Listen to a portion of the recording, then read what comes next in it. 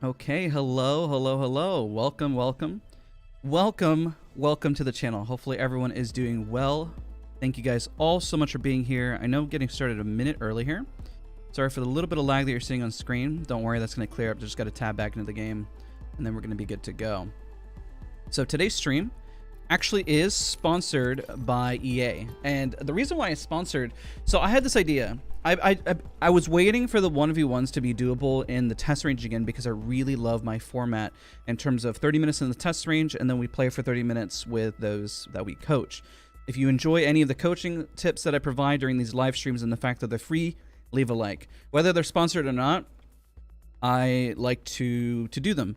I've done them when they're sponsored. I've done them when they're not sponsored. This one just happens to be sponsored because it's, well, the first week that they fix 1v1. So if you're unaware, you can actually go in the test range right now and they are fixed. So yeah, you can 1v1 now. So I figured, well, this is the week that they fixed it, and they sponsor my streams every once in a while. And I like to just, instead of just playing, because I could literally just stream this and play, I gave the idea, why don't we just do free coaching sessions? Just sponsor the coaching streams, you know? And they were more than happy to do it. Everyone always is. I always appreciate it. It's helpful. I would do this no matter what, whether it was sponsored or what have you. So there's going to be a lot of tips that I'm going to be providing today's stream. Again, the format is I had 3 people lined up for coaching. If you're interested in coaching and wanted to sign up for free, I do it in the Discord. So if you do exclamation point Discord, but during the live stream, then that's where it's at. If you are watching this as a VOD later, because this was live streamed here on YouTube, then you have to go and check my social links on the upper right whenever you're on the main page. But let's tell everyone that welcome here. I see Francesco, Uzi, Zeno. Also, my wife's in chat. Hi, honey. It's great to see you here. Celestial, everybody, welcome, Thailand, and Tovan. So if I mispronounce any of your names, I apologize. Even when I was on Twitch, I try so hard. Fire, it's good to see you. Rome, Bloop, also come from, and Mouse Bros. Welcome, everybody. So that's just a big shout out to everyone here. Let's get started here in a second. Let me call our first person up. Now, the whole focus is not to win, to lose. We're not stressed about that. We do have 3 people lined up. Again, you can join the Discord. I let people know when we're doing the signups. I try to do my best to give free advice and coaching in the Discord as well. You don't have to join it. I'm just letting you guys know that that's how I draw people for stuff. It just makes it a little easier, you know. It just does. Okay, so let me call the first person. Let me just message, are you ready? See if they're ready, and then I'll invite them. I did add them already, and then we'll get started here for our first session. So again, it's 30 minutes in the test range, and then if anybody has happened to be late, we'll just play a little bit instead. But I think one of them is Pickles Eat, who I'll be playing with later, as well as I have one more person as well. Okay, they're good. Call. Does anyone know which map for rank 2? I think it's Olympus. Oh, no, Storm Point. I'm sorry. Oh my gosh, Storm Point. You're right. Right? Hello. Could be wrong. Hi, good morning. Or How for you, it's in the middle of the night. But hello. Let me change my servers because I know you said Oregon, I mean, right? it's technically morning. I What's didn't get an invite. what server is best for you? Because I got to switch servers. Oregon JCA 102. 1 or 2. Okay, we'll do 1. Okay. All right. So what we're gonna do, the format, and let me see if I see you added here. I don't see you. Did you see my invite? I might try restarting my Apex real quick. Yeah, send it to all 3 that I saw. I'm gonna send them all again to every single account. Any plans to do Apex mobile content? I try. There's always not enough time. We're going to be doing a spectating series. So also, if you guys missed it, there is a new spectating episode that just came out 2 days ago. So recommend checking it out.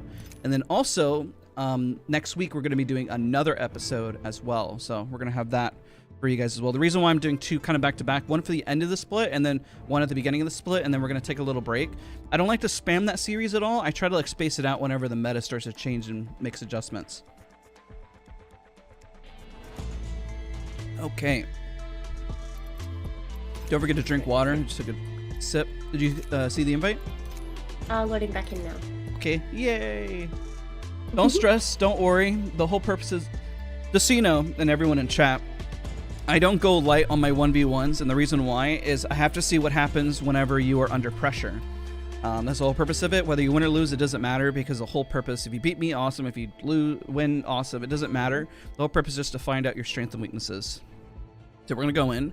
We're going to grab... There you are. That's not a shine invite. Yep. Is what we're going to do is we're going to go in. We're going to grab a wingman R99, and then we're going to 1v1. We're going to do 5 1v1s, and I'm going to start to break down and assess everything that's going on and what we can improve upon, and then we're going to go hop in game. I'm going to take a look at your positioning and your looting pattern, and then that'll be pretty much it. And we got 3 people we're doing that for. Invite didn't pop up, but friend requested. Okay, I shot you another invite. Unknown, thank you so much for 6 months. I appreciate you. Oh, why are you doing this, Kate? Shot another invite.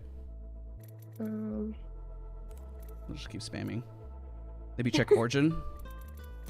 On Steam at the moment. Check Steam. There we go. There you go, yep. Perfect. Alright. As much as we love Vantage and Wattson, when we 1v1, we're going to be Wraith. So Wraith, get yourself a wingman, a R99, and we'll meet around the box, and we're going to do 1v1. Oh. Why do every streamer make 1v3 look easy? Because the enemy come from 1-on-1, while I get 3 rush no matter what the situation. If you are getting 3 rush, it means that your positioning isn't good. And it's very easy to 3 rush somebody and say, oh my god, his positioning isn't good, he's isolated. Streamers make it look easy because they're making their opponent nervous or freaking out, getting them to hesitate. And it doesn't matter how good the lobby is, it's easier to do that whenever you when you start to understand and value positioning. The problem is that most people undervalue positioning and pressure and head glitching to the point where it can be very difficult to win your fights. So that is why, and that changes as your MMR and everything starts to get more difficult and so forth. Okay, let's see here. Grab a little bit of light. Let's grab a little bit more sniper. Put your favorite sight, doesn't matter the sight, whichever one you kind of rock with the most. I usually train with 1x. Yeah, go for it. Need a new angle on this. Switch to Wraith. Oh yeah, I did that. Okay, so I have not warmed up, FYI. So if you dumpster me, awesome. If you don't, then it is what it is, okay? So don't stress. Yep. Don't worry. The point is not to win. And also, just so you guys know, 1v1s work in the test range now. It's amazing. All right, so let's do this. Ready? Just FYI, however way you want to win this fight. I'm going to be coming at you doing a few different methods every time. And I'm purposely just trying to test some things out. So let's get into it. Ready? 3, 2, 1, go.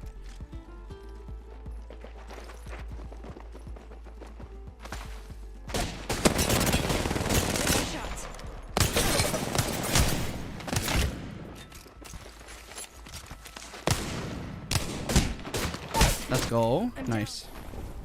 Okay. 4 more. Ready? Don't forget to swap between your guns. 3, 2, 1, go.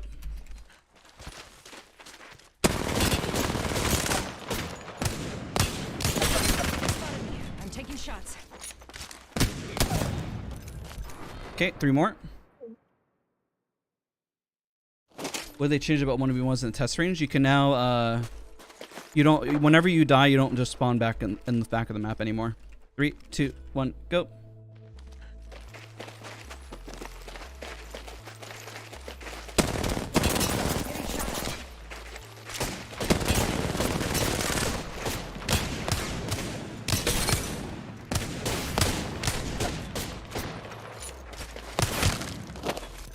Okay, 2 more. Specifically Wraith, or is Lifeline okay? Wraith, just so we're consistent. Alright. Did you violate training the game? You'll see in a second. 2 more. I got a bunch of tips already. Alright, we're going to pretty much break down each of these 1v1s one at a time. Ready? 3, 2, 1, go.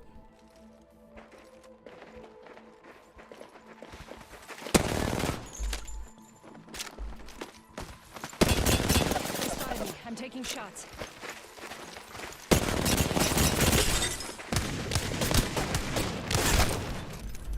One more.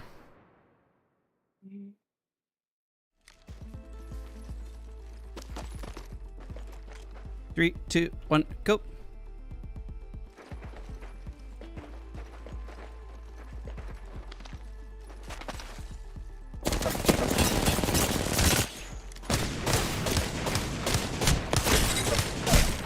Very nice.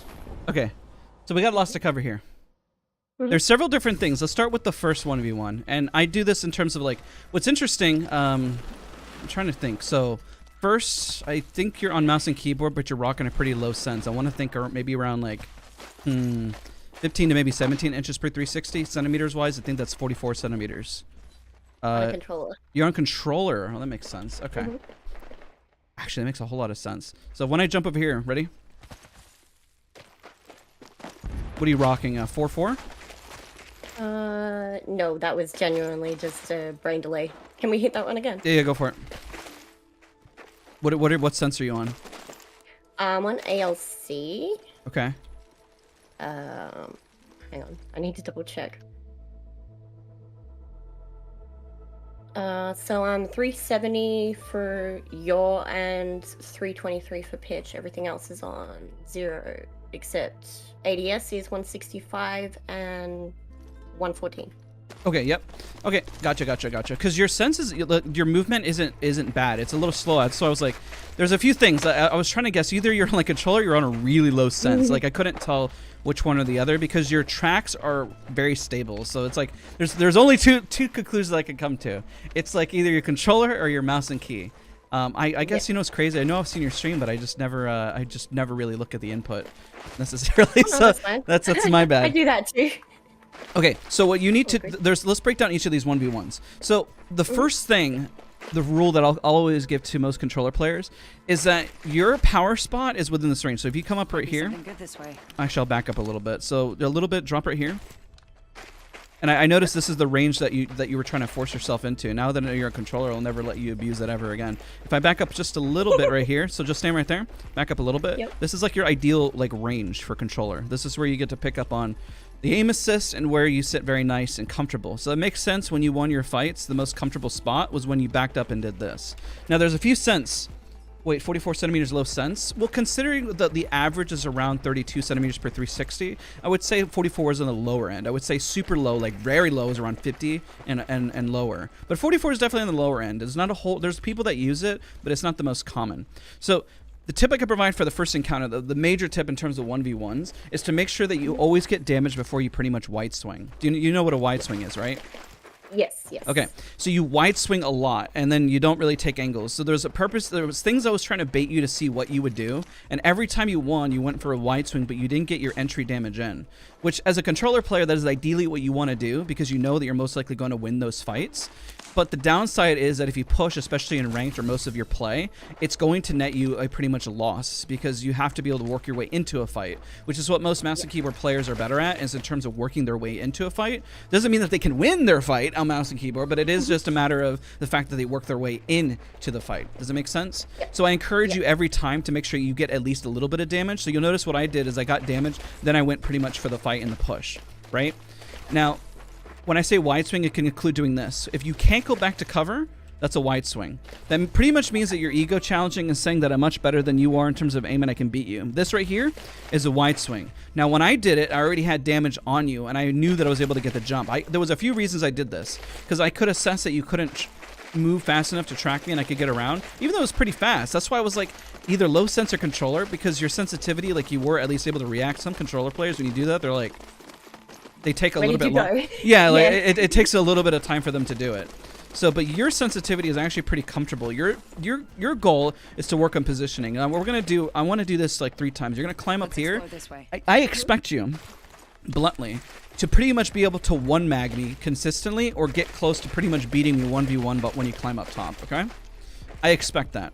You should be able to do that no matter how many hours I put in. If somebody's on controller, sorry guys, no offense to controller, but I expect people when they're on controller to be able to land their shots around that, because you should be able to know your comfort range. Know that's your strength. This is my strength. My strength is being at this distance. If I read that you're a controller, and be able to to poke you from poke damage and always be able to beat you. I should always be able to beat you. This should always be a lot more difficult for you to do. So what I want to do afterwards is going to do an exercise of how you work your way in, and I want you to do it on controller. I've done this before with multiple people, especially whenever I do it as like a starting coaching session, but because you're a controller and because distance is an issue, I want you to specifically work on this. But first, just to backtrack, what we're going to do is we're going to climb up, and I expect you to do a crap load of damage when we climb up this way, and I want to pretty much assess your nerves, how you're doing, and everything. So ready? 3, 2, 1, go.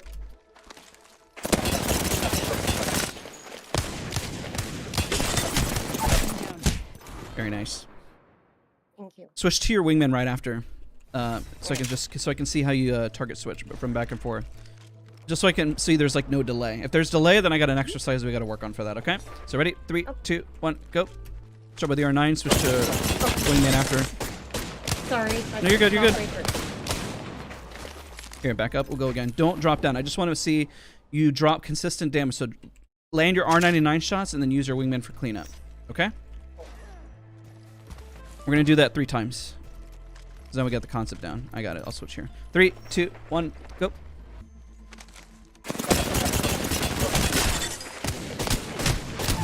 Very nice. Go again. 2 more times. I just want to make sure that I can tell you're very comfortable at this range, which is why we're going to make it uncomfortable for you in a moment. Yes, when people start tap strafing around me, then I get confused. Yeah. And we'll do a little bit of movement because you say you get confused, but the thing is that you're probably not confused because you're reading me in the 1v1 here. You know, the thing is like when you see this, you're still catching me out. No matter if I do a tap strafe, you're pretty much fine. You're kind of worrying about movement whenever they do stuff like this, when they jump around you. Yeah, as soon as I see someone tap strafing at me, I just get really nervous. Pretty much your only thing to do in that situation, just as a tip, let's say you see somebody tap strafe around, you're holding the box. If somebody's tap strafing around, this is the weakness of a tap strafe. And so anybody who's watching, who's on controller, if you ever see somebody on PC do this, and they try to tap strafe around, their goal is to mess you up, because the problem is at this range, aim assist is really, really hard to control. Because I'm moving in and out of your peripheral and your view. Isn't that right? Yeah. Right, Bella? Yeah. Okay. Yeah. So what you need to do in that scenario, the minute you see a tap strafe, is pretty much back up and get this distance. Pretty much like you did in this instance here, which is a good mindset. Because remember when you hopped around here and then you were pretty much fighting me in a 1v1 in this circumstance right here, right? Target. This distance where I'm at right here. Here, come over just so you get the distance that we can showcase to the viewers. When you're at this distance, and let's say I was behind the box right here, and then you backed up to this spot, you see, now you're in your comfort zone again. Your goal is to always make sure you can put the mouse and keyboard player in their comfort zone. So if you notice somebody's tap strafing, they do this, your gut instinct, let me see what you do, should be to back up. Ready? If I were to like tap strafe around, is just to back up and like try to pretty much close the gap a little bit and put yourself in a sweet spot. Now, I don't really give that tip to a lot of people in terms of like mouse and keyboard. But when you think about the scenario and you're on controller and you're on a low sensitivity on controller, you kind of have, you know, you're using ALC settings, is that if you are close range on this is very, very difficult for you to win. Very, very difficult. Essentially, you need to try to reassess and garner ground again into your ideal zone. Okay? Yeah. Okay, so let's, how many did we do? Did we only do 1 or 2? We did 2. Okay, 1 more. Ready? 3, 2, 1, go.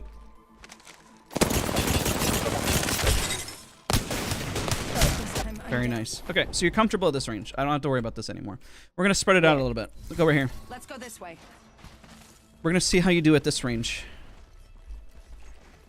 This is the scary part and the honest truth, especially for those that are on... if you're watching this and you're on mouse and keyboard and you're upset because somebody's on controller, don't be. Know what your comfort zone is and where you can win fights and where you're going to lose fights. You have to understand that. It's just the unfortunate reality of it, and like I can spend another 1,000 hours and try to improve and try to get better and try to master that range, but it's also better to understand positioning because you're not always going to be in that position. You have to diversify. So here's a different range that we're going to put Bella to the test on. She's fine on this. I gave her tips on how to reposition. She knows not to wide swing, and she knows how to kind of assess a fight. I'm not necessarily worried. As long as, Bella, you remember the tip. Don't push until you get damage. Oh, server shutting down. I'm crying. Server shut down. We'll get back in a second. That happened to me earlier. Just whatever you do, please don't wide swing and push unless there's damage done. It's the only thing I can recommend from what I see from your 1v1s, especially. It's just going to be your biggest downfall. And if you play that same way in pubs and rank the way you wide swung me, let's say I did 80% of the damage onto you, then you are going to be at a massive disadvantage going to the next fight. You know, that's just the reality, and you don't want that disadvantage. You need to play your 1v1s in position, because I can see that you play patient, but just enough to where you don't wide swing. Just to the point where you don't wide swing and you work your way in. So what we're going to do next, we're going to work our 1v1s there from that distance, and then we're going to do another exercise, and I want to see how you work your way into a fight, okay? because that's probably the biggest tip I can give you on controller is how you work your way into a fight, because it's probably the biggest mistake that I see most individuals make. And honestly, when I'm watching your stream, I've seen it before, and I see that you're fine close to range, but whenever you get distance, it just feels like you freeze up. And I apologize if that's a bit blunt, but it just seems like, who the heck? There's a third here? Yeah, I pointed that out earlier. I don't know who that is. I don't know either. All right, let's back out. Did you have your? I don't know. How do they join? I don't know. They're not even. Here, back out. Okay. That's crazy. They're not even in our thing, and they just come in and just start going up and down. Hello, hello. I've had that happen before. That's so weird. Just like a random person. That's so strange. Yeah. How do you be chosen for? It's just on Discord, just to sign up, and then I just draw them at random. Okay, there we go. All right, let's go back again. Why is there? I don't know why they're there. That's so strange. That was the strangest thing I've ever seen. It was a dev. I highly doubt it was a dev. I don't know if I don't know if devs necessarily watch my content. I do know of one now, but I don't know how much they watch my videos. Okay. And if they do, shout out to anybody at Respawn. I appreciate you for watching the content. I don't think of myself as like somebody that popular. I'm just here to coach and give advice and tips and everything. Now everyone's gonna think watching like, Daz is so bad. He loses against controller players. I'm like, well, that's the price of warming up. Well, yeah, no, I've been playing for about an hour or so. That works. Yeah. All right, let's do this. So we're gonna work on this range. I want to see how comfortable you are with this. So same thing. We're gonna climb down here. We're gonna 3, 2, 1, climb up, and I want to see how you do at this range. Okay? Ready? 3, 2, 1, go.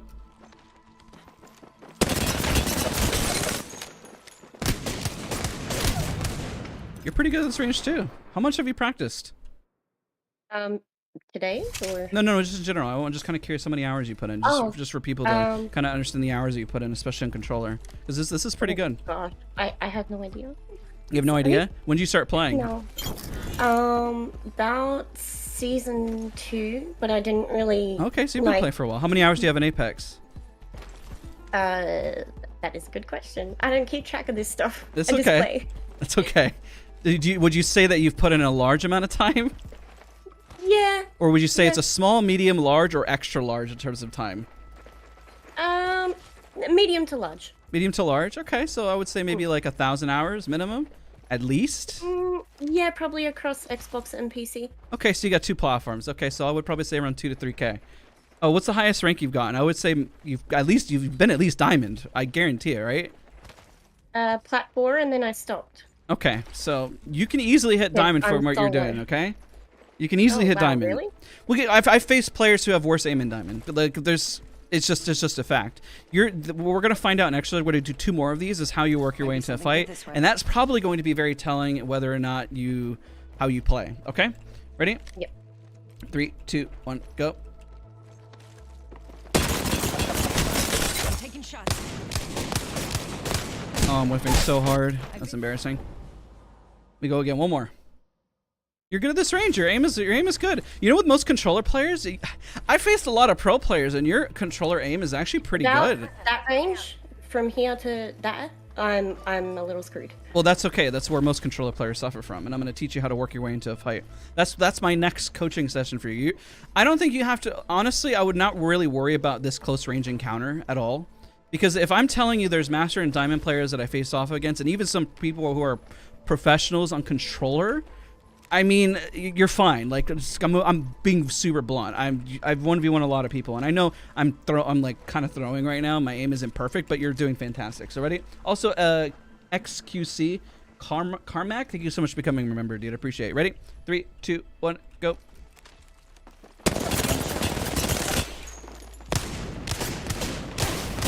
I cannot land wingman shots today, man. Okay, you're just fine in this range. We got to focus on your long range. Oh, sorry. You're good. I had to change my thing. No, you're good. I'll switch that back. I got it. Okay, now what we're gonna do is a different exercise. We are going to put your stress to the limits when it comes to working your way into a fight. I'm going to give you very, very vague instructions purposely, okay? And with those vague instructions, I want you to work your way in. So what we're going to do is you're going to grab a 30-30 repeater. 30-30 repeater here. I actually did this with a person that I was coaching who is now a pred player. When I started coaching him, he was gold. He's on M&K, and now he is, I think, 648 pred. This was it's interesting how... I'm not good with the 30-30. Exactly. Well, most people aren't. That's why I choose a 30-30. So you're going to grab one close range sight, and you're going to grab one long range sight. Okay? And you're going to put one in your inventory, because we're going to be in the back over there working on this for quite a bit. Which site do I need on? Whichever one. You pick one close range and one long range. You can pick a 3x, you can pick a 2x4, and you get to pick any one of these. Optic. As like close range. Gun? Close range. Just 30-30. Okay. Okay, ready? Now we're gonna head back, and I'm gonna give you very vague instructions. Most people, if they know how to work their way into a fight, will know what the answer is right away. And those, for all of you watching, do we have to pay? No, coaching is free, man. I just do it for free. Okay, so vague instructions. I'm going to start from here, and I'm not going to move from this spot, okay? So openly, this is going to be a very, very difficult spot to hit me from. The reasons why, just so you understand hitbox, right? Yes. Okay. You probably paid him? No, coaching is free, bro. Chill, relax. I don't charge anybody for coaching. Now, if I do coaching outside, which I don't take many people or clients, because I don't consider myself a coach. I'm a content creator, and I just want to help people. That's straight up what I do. Okay, so ready? So I'm going to stand here. The reason why this is such a difficult spot is that when you're watching from this angle, you'll notice that my hitbox is smaller, and I can hide, and it's just a really hard angle to shoot from. Now, you're going to start from this spot over here, okay? I'm going to give you very, very vague instructions of what I want you to do. So those instructions of what I want you to do is I want you to work your way towards me. You're going to start at this exact spot, and I want to see what you do when I say work your way towards me. Pretend that the zone is pulling right on top of me. So how would you work your way into this fight and win? How would you do it? So I'm going to do a 3-2-1. I will shoot back to put pressure on you. Right now, I'm using a 1x. I'm going to let you choose whichever one you feel comfortable with, whether it's a 1x or putting a 3x on it or what have you, okay? So as a controller player, let's talk openly with chat. What are the disadvantages? This is a range that M&K should be able to put pressure and win over a controller player. But if the controller player understands how to work their way into a fight and close the gap, that is the difference between a good player regardless of input, and the mouse and keyboard player has to understand how to use this positioning to their advantage. So we got that out of the way. Now I'm going to count 3, 2, 1, and you're going to work your way into this fight. Ready? 3, 2, 1, go.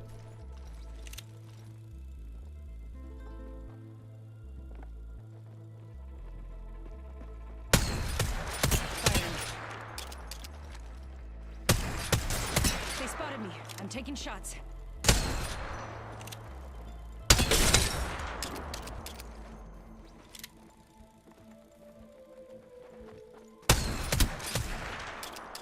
And at that point, what I'm going to do here is just pretty much wide swing you because I have the health advantage if I don't whiff. Okay. So there's a few things to break down. I'm going to have you go right back. And there's a very obvious answer to this. This is a bit of a trick question. I've only had one person guess it, and it was within my Discord. I've never had any pro player even guess it right, and I've even coached pro players within this. When I say work your way into a fight, the most obvious answer, and you're gonna follow me, okay, is this. Let's go this way. Game-winning spot right here. You've got height. You got height and advantage. Notice how everyone starts to look at what the non-obvious answer is. So everyone who's watching right here, take height. This is the one biggest advice I can give. There's always positioning and angles when you feel like there is not one to work your way into. Okay, that's the biggest thing. Now the biggest downfall of most controller players that they run into here is that we're gonna switch this, and I want to talk about a few things that you did. So let's reassess right here, like we're VOD reviewing. So right off the bat, you didn't take any damage or put pressure, but worked your way in. So the biggest downfall, without putting any pressure, you're pretty much giving me the open opportunity without any shots of crossing, which is why I was able to do entry damage onto you, right?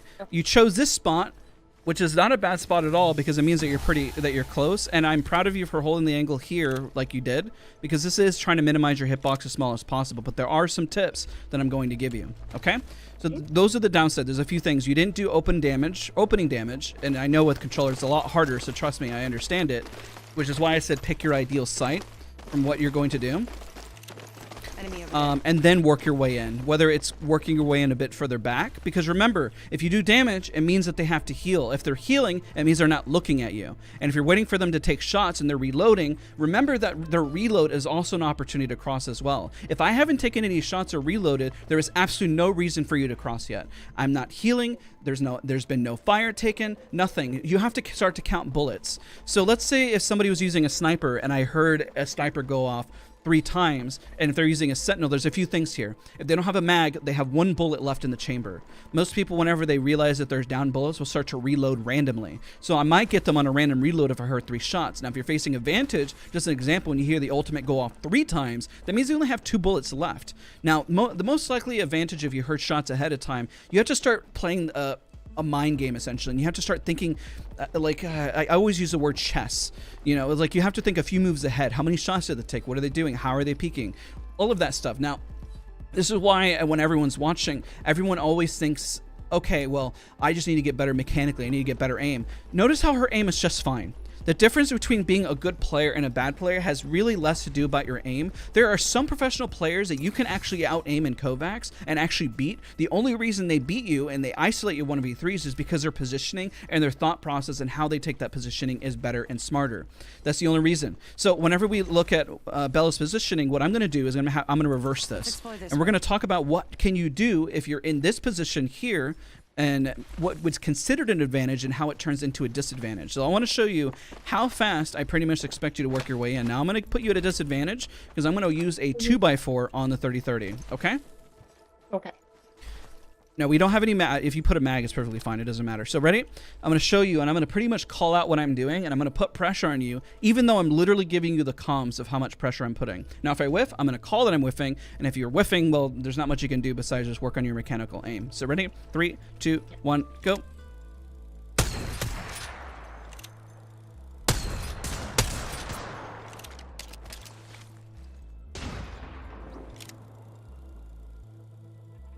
Opening fire.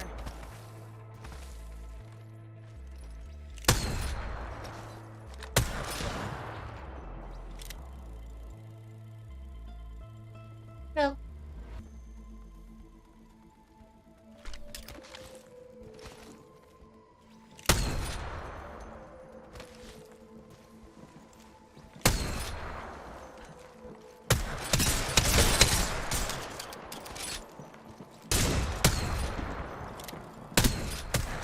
Okay, let's do this again, because I didn't calm, because I was bad, because I had to focus a bit more, because I was whiffing my shots. Let's do this again.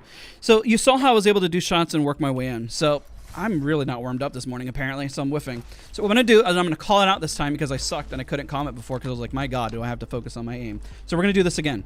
You notice how, chat, I worked my way in. I was putting constant pressure. I know at this range, just FYI, she's on controller, so she's at a disadvantage. But again, this is a situation all controller players is a battle royale, and most of the time zone is closing, and you're not necessarily going to be allowed to play at this angle or this angle unless you're playing pubs and you're just kind of pushing everything, or you use a legend to use utility to push in essentially. Ready? So I'm going to comment this time. We're going to do 3, 2, 1. Ready? 3, 2, 1, go. So what I'm trying to do is I'm trying to get some. Oh, sorry. Were you ready? Yep. Okay. So I did some. My bad. Or reset. Do some. Healing. I just landed the shot there, and I didn't know if I caught you off guard, so I apologize. So I'm going to count it down. Ready? 3, 2, 1, go. So what I'm doing, I'm looking for an angle right here. I'm trying to get a little bit of entry. I'm just kind of whiffing unless I can get some damage in. What I'm doing is I'm hard holding this angle right here, pretty much putting me at what was once a disadvantage is now pretty much an advantage. I got a headshot. Now there's 2 things. Once I put pressure, she now has to either back up because I did some damage, and there's another headshot. And now I put the pressure back, and now she's going to be a lot more nervous about where I'm coming from. And now I have this head glitch, and she's trying to find a different angle. This is technically the best spot that she can be in, but if she was popping a bat, I can essentially start working my way into the fight. Because if she's popping her bat, what I'm doing here, and what I was doing at this angle, is I'm cutting the angle and cutting the corner. Got another headshot. Now I can work my way in. And at that point, I'm at the full advantage, and I can get the knock. So it's constant pressure on what you're doing in terms of getting damage, because realistically what they end up doing whenever that happens is they have to pop a bat. So if you have to pop a bat, you have to remember there's two things you can do in this scenario. You can pretty much ego challenge the push and try to counter damage to slow them down. So let's get some batteries and let's simulate this, okay? Every time you take damage, you have to pop a bat, okay? Because sometimes people do that. They legit, every time they take damage, they have to pop a bat. I'm going to put the same exercise for myself as I work my way in, and then we're going to swap, okay? We have a gold bag, so we should be able to hold at least a little bit here. I'm going to drop a little bit extra ammo and just keep grabbing bats. And then we're going to work our way in. So then viewers can watch and understand and kind of simulate it, and so you can kind of simulate the timing. And I'm going to call it out. Because every time you take damage, it means that you're out of the fight and you're worried and you're panicking, because most of the time if you get sniped, you really shouldn't re-peek from the same angle, right? But we're going to talk about ego peeking in just a second, what that means. Because I want you to see you move at the same pace, even if you're missing shots. Because even if you're missing shots, that pressure does matter. Because if you're fighting, both players, do you have a mag on your 30-30 right now? No. Okay. After your shots, let's say after 4 bullets, there's a few rules. After 4 bullets, you have to reload. Okay? You're forced to reload and hide. Now, if you take damage, both of us have to not peek, and then we have to use our batteries, okay? Ready? So again, 3, 2, 1, go. I'm looking for an angle that you have to bat. Need to recharge my shields. Notice the timing. Feel that timing out. See? And of course, now you don't necessarily know where I'm going to go, right? Because you're batting, you lost where I'm at. Now, because of this, you're searching for where I'm at. I could be closer, I could be further. And I call that ego challenge. You have to bat again. Need to recharge my shields. So now because you have to bat again, and most people, when they have that pressure, it's like, look at the timing. Look how much I was able to traverse while that bat was going off, and now I'm literally right here. And I can win the encounter. I close the gap. Now, this is the positioning which a controller player should be a lot more comfortable with. So you need to make sure, here, we'll just switch legends to heal, and I want you to work your way in the same way. What I'm going to do to put myself at a disadvantage, I'm going to put a 1x on this, and I want you to use the best side imaginable, and I want you to work your way in with a similar aggressive stance and pushing in. We're not going to use height in this scenario. We're going to put you at a disadvantage just like we did here, and you're going to work your way in. How's she not resetting when she's down? They made a change, by the way, and that's where we're able to do the coaching again. It's why I didn't do them for a little while, is that when you died, you got sent to the back. They just patched that, and it wasn't in the patch notes. Okay, so what I want you to do is do damage and work your way in. Every time I take damage, I'm going to pop a bat, okay? But that gives you, you can see the ample amount of time so you can feel it out, so you know how much time you have to rotate. And whenever, this is the biggest tip I can give to you, Bella, because I've watched some of your streams before, so I guess it kind of gives me a little context. If you do damage, trust that you have a little bit of time to work your way in. And if they re-peek you, that means that you have the health advantage, right? Because if they re-peek you and they have not healed, and you know the timing, if it takes 4 seconds to pop a battery, you know that you have that ability to shoot back. And that's what we're going to call ego peeking. And I'm going to cover that in just a moment, okay? Okay. Over here. Ready? Go for it. 3, 2, 1, go. They spotted me. I'm taking shots. Recharging my shields.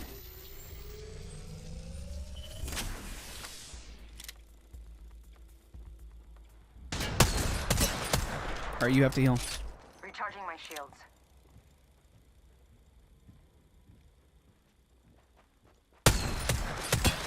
Okay, pause. There's some things that are big here, okay? That I want to highlight. This is where this is such an interesting play, because when you 1v1, I do this just to kind of feel out if somebody's comfortable with their sensitivity or whether they can take a fight. Bella can clearly take a fight, okay, guys, ladies and gentlemen, she can clearly always take a fight. Now, the interesting thing that happens with players when they start to get to the next level, and I think this is the biggest problem that most players have, is that the shift in terms of, I guess you can call it dominance. Now, if you do damage on me and I'm hiding, you have the dominance in the situation. You clearly have control of the situation. But the minute I do damage and you have to heal, the power shifts, and you can feel that. You probably felt it here once you had to heal. Yeah. That becomes a problem. So the question is, what can you do to change that counter pressure? Now, there's a few things. You can wait. Time is another one. Because if you wait too long for me to peek, let's reverse that situation, and you'll come here. It's interesting because we said that this is going to be the best possible situation to win from, right? But somehow you did damage and you put what was the most powerful situation on this section of the map into a weak point, right? We just turned this into a weak point. And that is where the interesting part comes. I can tell you all to play positioning, but you have to understand when the power has shifted. Now, there's a few things you can do when the power has shifted. You can rotate to get a different angle, which is what you were trying to do. But remember, I want people to always think pushing forward, especially if you're a controller, Bella. You can't keep going backwards. If you go backwards, you're putting yourself on controller at a massive disadvantage. And I never want to see you back up from a situation. I want you to always think, if I can close the gap and I can push within that scenario, I should always be able to win my fight, right?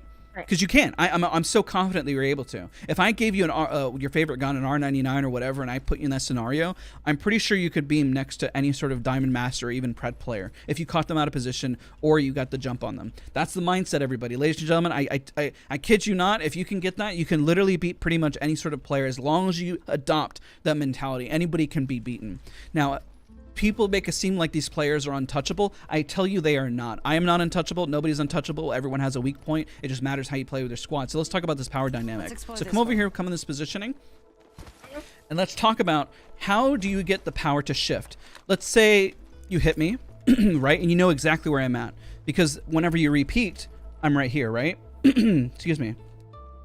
Got a frog in my throat. So if you're peeking here, right? Then you know exactly where I'm at. You know I'm behind this. Right? Yeah. So what I can do, the most obvious peak would be this, right? So when I call 3, 2, 1, there's a few things of how you get the power dynamic to shift. What I'm going to do is I'm going to comment. Ready?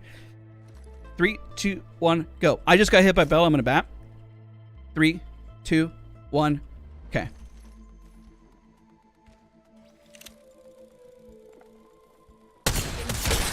All right. Notice the power shift there, because now I cracked you.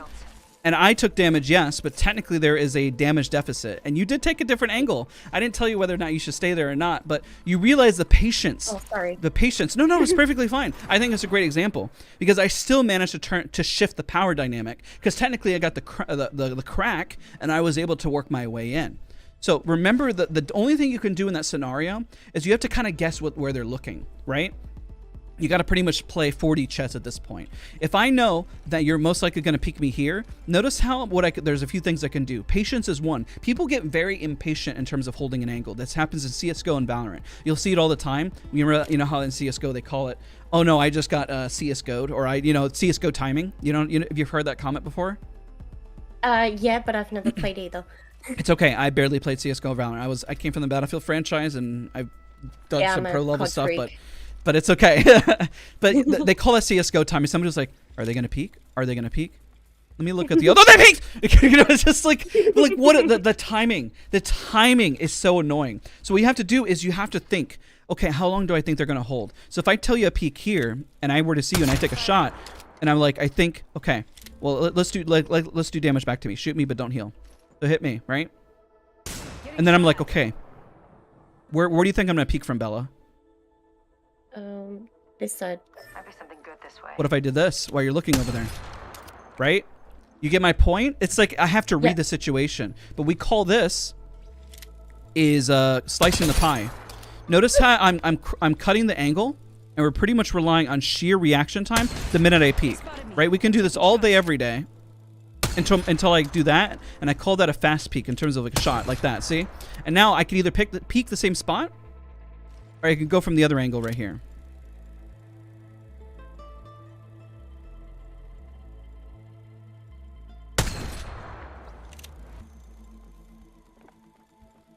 They spotted me. I'm taking shots.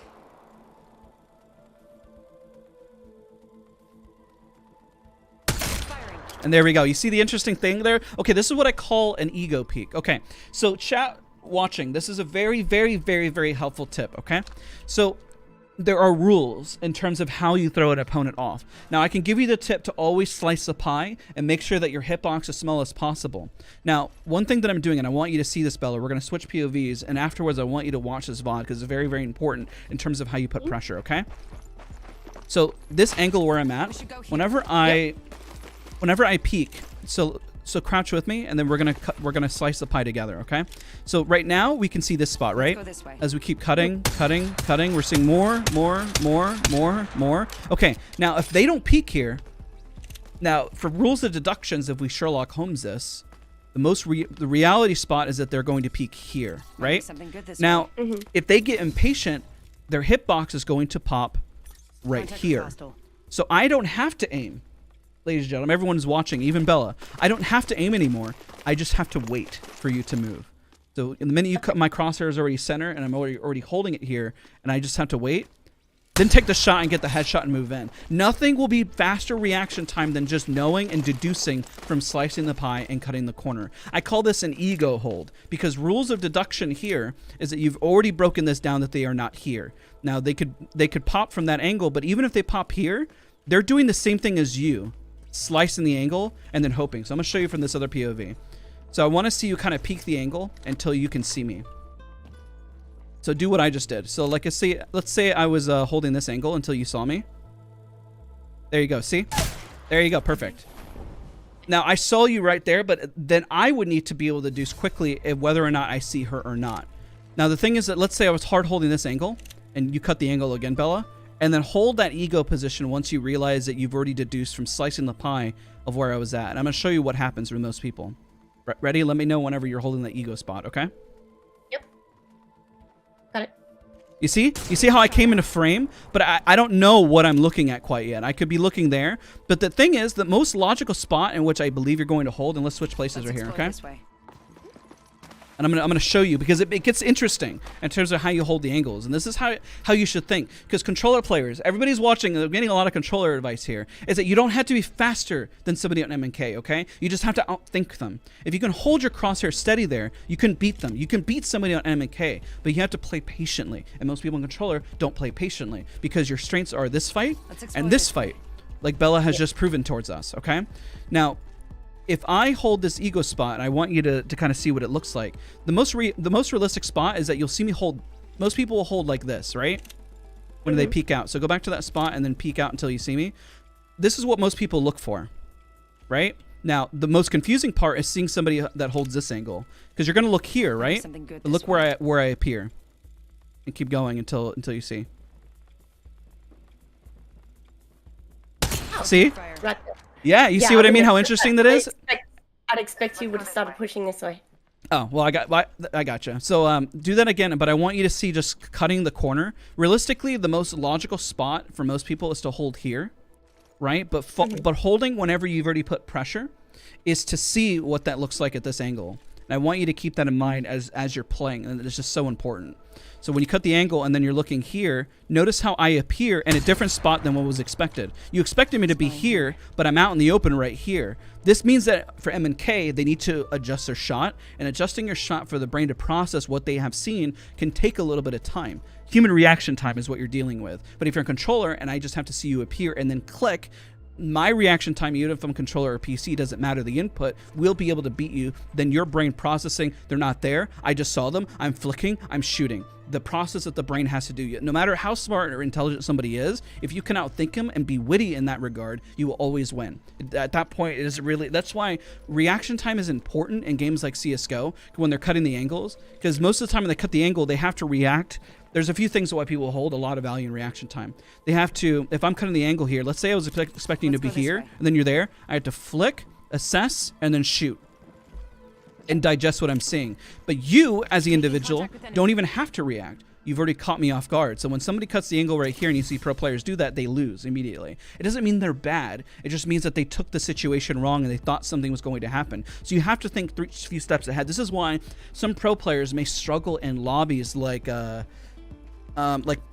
pub lobbies, and this is why some players may struggle, because you have to read how good are the players that you're playing against. They may be actually absolute trash, blunt, ladies and gentlemen. They actually may be really bad, and so players may do some of the most unorthodox stuff that you have seen. But you have to be able to be intelligent enough, not even intelligent, just we'll call it street smarts. You just have to do street smart. Like, you're not going to walk down the middle of an alleyway in the middle of the night and say, oh, I'm going to be safe, and then carry a diamond purse and think that you're not going to get robbed, right?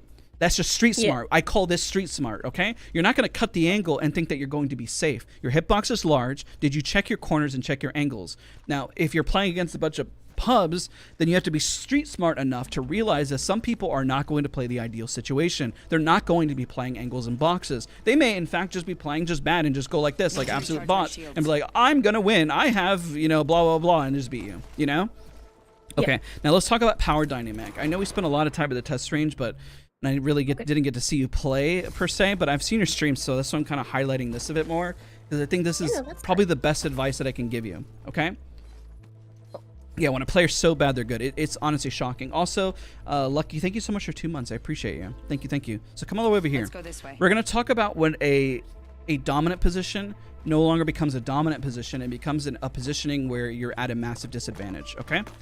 So let's say this is a better spot to have. Now, I'm going to quiz you. Why is this a better spot to have if you're fighting somebody in a building down below? Good this way. Because you've got height, you can back up and you get a good head glitch. Perfect. There you go. I didn't even have to say anymore. You already knew. See, Bella's smart. She knows exactly like what's going on. I'm at a disadvantage here. Now, could you answer why and when this would become the power position and how that would happen?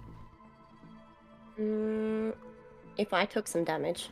There you go. Perfect. So let's say the minute I peek here and I wait for you, right? And I do damage. And let's say I were to hold and then get a crack. What are you going to do instinctively? Pause right here. Pause. And what are you going to do instinctively? Back. Perfect. You back. Now, I now have the advantage on you. Just as an FYI. Because I could move a few spots. But look. See, I moved a little bit. Even though my body is full hitbox, I have the advantage. Look how much damage I just did. Right? Because technically your head is only peeking. But I call this, it's like asserting dominance essentially. Because you don't know where my body is going to peak, and I kind of know where you're going to peak from by guessing and by looking. I can guess that you're going to either peek peek here. Now, if you took too long, I can assess that you might go here, you might go here. And it's why it's so important, even though you have height and you've taken damage, that you need to assess and realize that, oh gosh, I need to back up and reposition. People do this all the time in ranked and positioning. They think that they have the high ground because, yes, you watched a guide on YouTube that told you you have the power play. Now, once you take damage, you're probably saying, why would they push me? I can't believe they took height like that. What did they go? What? How come they left their building? Okay, there's a few reasons why they did that. If somebody did 150 damage and they realize you are isolated up here by yourself and they see that your teammates are here and here and they have the utility to push up, let's say going up on the building here, then you're going to have a massive ability to isolate and win a fight, right? That's the goal. If these guys are completely distracted or doing something else. Okay? So what you're going to do in that scenario is that you have to back up and reposition. You have to take a different angle and surprise them. Let's say you're up here while somebody pushed up and try to reassess. Is that if you do not reassess, then you're just playing into their hands, okay? But because you can get the jump on them by taking a whole different angle, because if I no longer can guess where you're at, let's say I'm holding this angle and you took a different angle like over here, okay? I'm like looking, and also the person who's holding this angle has to realize and say to themselves, it's been too long, they probably reposition. So what I would do, notice how you're probably peeking from that other angle, that I took a different angle too. There you go. See? And now I have information. Information is so key in terms of how you win a fight. It's just so important. And Bella, that is how you're going to win fights and how you're going to push in. So even if you got a crack on me, let's say I close a door, there's a few things you can do in that scenario. You can arc the door, you can take height, you can put pressure, you can use your utility. If you're Wattson, you can fence up the building to get them trapped in. I do this all the time. Let's say like... I like trapping people. Yeah, I pretty much lock down the building, essentially. If I'm not a pushing legend, let's say like this was ranked and I was like, okay, well I'm gonna start fencing up and locking them in, because there's a few things that happen with information. Like if you're caustic, essentially caustic would just probably throw something along the cracks or whatever, right? Is that by putting this pressure, there's a few things that happen. Let's say they open the door and you heard it bust, right? That gets rid of the door because they cannot re-peek. So you have to think this step ahead and how you break down a door and what you're doing. They're trapped inside. You now have the advantage, right? If they open the door, this gives you information, right? That means that one person is located here. Yo, thank you so much for the 5 gifted memberships. I appreciate you, dude. Thank you so much. If I got members in the chat, put Nessies in the chat. I appreciate you. Thank you so much. Thank you. How do I sign up? It's in the Discord. Okay, so Bella, you're still watching, right? Yes. Okay, so in terms of that idea and positioning, you have to play the aggressor as a controller player, because you can win this fight.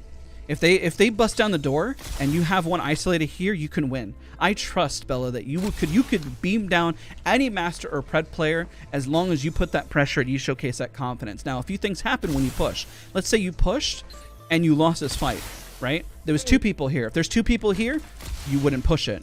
You would back out, right?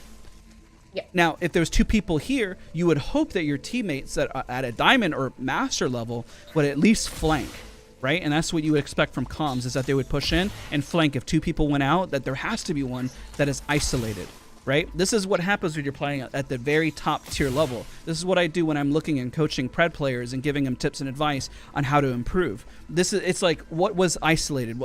Who was in the fight? Who did you get pushed? Did you have utility? Could you get out? Could you pop your Q? Let's say, who's your second main? Pathy. Okay. Yeah. Let's say that we have Path here, and you work your way in, right? Let's say two of them pop here, and you're like, oh shoot. You reassess and you go towards the other door, right? Yeah. Off angle, reposition. And then let's say it's really bad and they really shove you and your teammates are running away, you leave. You get out. That is your utility to get out of the fight. I do the same thing with Vantage all the time in terms of positioning, right? That is the biggest advice that I could give. Let's say you're working your way in, you're on controller, you know you can win this, you cracked one, you have the pressure, they're stuck in the building, they're all three at your door and you're like, I can't be here anymore. Then you go and reposition and get out. Not worth it anymore. If the fight took longer than 30 seconds, assume that you're going to get third-partied and then just play for zone. If these guys are outside of zone, you go play for zone. If they're in zone, you take roof and you hold it and you coexist with them. And you know that they're located down below. They can't take height from you and they can't push up. If they were to climb up at any one of these angles, you can isolate them and eliminate them. If they open the door and you hear it because you put fences on the door and you isolate them, you can shoot and then boom, you can win. So there you go. I don't think you have to rat and gold. You don't have to rat and gold. You don't have to rat at all. I mean, I guess you do it. Like at some point, if you have no teammates and the lobbies are pretty cracked and you're towards the end zone, you have to rat and wait for the opportunity to third party. So, Red, thank you so much. Video on helping teammates on 2K who's bad. Love you. Helping teammate get 2K. You want somebody to get 2,000 damage. You essentially have to hard hold angles and play patiently. You got can they poke? That's the thing. Bella, I would highly encourage you to work on your long range and to pretty much remember, it is not a matter of landing shots at a distance like this. Like you can practice all day doing this. What I encourage you to do is to cut an angle. Let me show you another example because we have to wrap up for our next person here. Yeah, no worries. Has this been helpful? Yeah, extremely. Okay, I want you to practice the same ideology. What I'm going to show you in terms of like hitbox, and you're gonna be amazed on the angles and stuff that you could find. This is the difference between players that are creative versus players that are hard stuck essentially. So you would think that this angle right here, like here, I'll show you what. Let me remove my ping. Let's ping right there. See how this realistically this angle is pretty bad because my hitbox was pretty big, right? How do you think I would make my hitbox as small as possible to surprise you? From right there? Yeah. I'd use that. Close. That's smart. See? At least you're thinking that. There you go. You're thinking outside the box. I'm going to give you one better. What you're going to do is you're going to slice the pie. Notice how this little crevice right here? Over here. Look what you see. Yeah. Look how small my hitbox is. And I want to show the audience now. So peek from that angle over there, okay? From that little crevice. And you see how I'm using, what I'm using here is literally this angle for a head glitch. And I want everyone to see, because look how much my body I'm exposing. The only thing I should be able to see is your arm, and then you look at that. You see? I can literally only see your head and your leg. Look at that. Ladies and gentlemen, that's what I'm talking about in terms of positioning. That's what I'm talking about in terms of how you all should think in terms of your angles. This is a smart spot to play. But this one is game breaking. It is massive. I can literally only see your head. And if I put my crosshair over you, I can't even see your head anymore. I have to trust that you're there, and I have to guess. So if I were looking, I was like, where are they going to peek? And then boom, your head appears. I can shoot your leg or I can shoot your head. But look how much of my body is exposed compared to just your head and your leg versus me. Even though this is a power play, right? Yeah. Somebody said I can't see nothing. That's the point. She could shoot me. Go to shoot me from here. Nope. There, I'm going to hit that. There you go. See? Look at that. Crazy. Ladies and gentlemen, crazy, I know. Here's another one. I'm gonna give you guys this. So go to this spot. I'm gonna show you. This is how you think outside the box. This is why when you face off against pred players, you can talk about 1v3s and how you head glitch and how you hold angles. I just noticed they removed this. Huh. Yeah, I can practice back there now. Yeah, that's weird. Is this spot right here? So if I back up, you see? Look at that. I have a head glitch. Crazy, right? No idea where you are.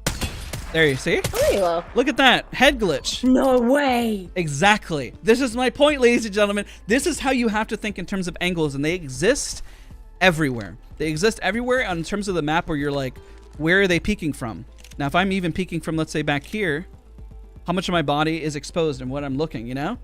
Most people, they always over peek. You know, it's like if I look right here and I hold, look where my angle is at, and I can wait for you. Keep crossing, and I'll shoot you once you peek in. Where are you?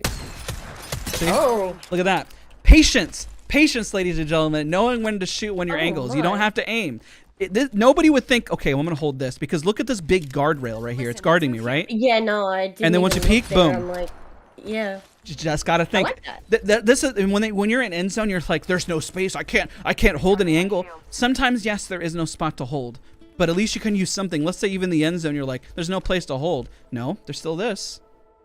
What if you put a Newcastle wall here? You know, you make it even crazier for you in terms of using utility, you know?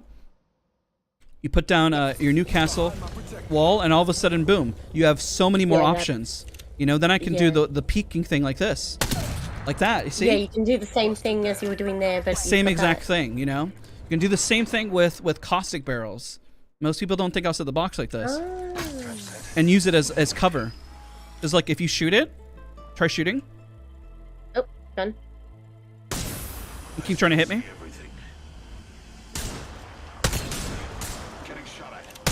I'm literally using my barrel as cover because it's going to tank HP. Right? Give them for your teammates. There's always something you can do. And then if you want to counter the play and you want to pretty much wall hack them, then you hold this ankle and then you wait for them. Okay, I got eyes, you know? Then boom, pressure, counter pressure. They get cracked, they're going to back up, and then you see them batting. They're batting, push, prize, and pop a Q. And then all of a sudden you got the advantage here. What was a disadvantage? After I got the crack and she's healing, the cries and pop your Q, go up. Everyone's going up, flying up in the air. Oh my God, this is crazy. Push. You hear shift. Push this too. We fight this too. You know, it's like infamous Shiv. I love Shiv so much. If you guys don't know who Shiv, you gotta go follow his channel. Like, he'll start screaming at that point. I cracked him. Push him. And he's like literally screaming at the top of his lungs and then screaming to fight. And there you go, ladies and gentlemen. That's like, we took a lot of basics here in terms of like, because Bella doesn't have to practice mechanical aim. I just can't stress that enough. But she has to think outside the box in terms of pushing. And it's not because of her skill. And it's not because she's not smart at all. It's none of those things. It's like, it really is just thinking outside the box a little bit, having somebody show it to you and think, oh, that's what I do. And also when you're doing this, make sure that you don't just sit there. Remember, the minute you shoot, position's given away. I got to think of a new angle. Position's given away. I got to think of a new angle. And by this pressure and the fight, you speed it up. New angle. Oh, I fell. Think new angle.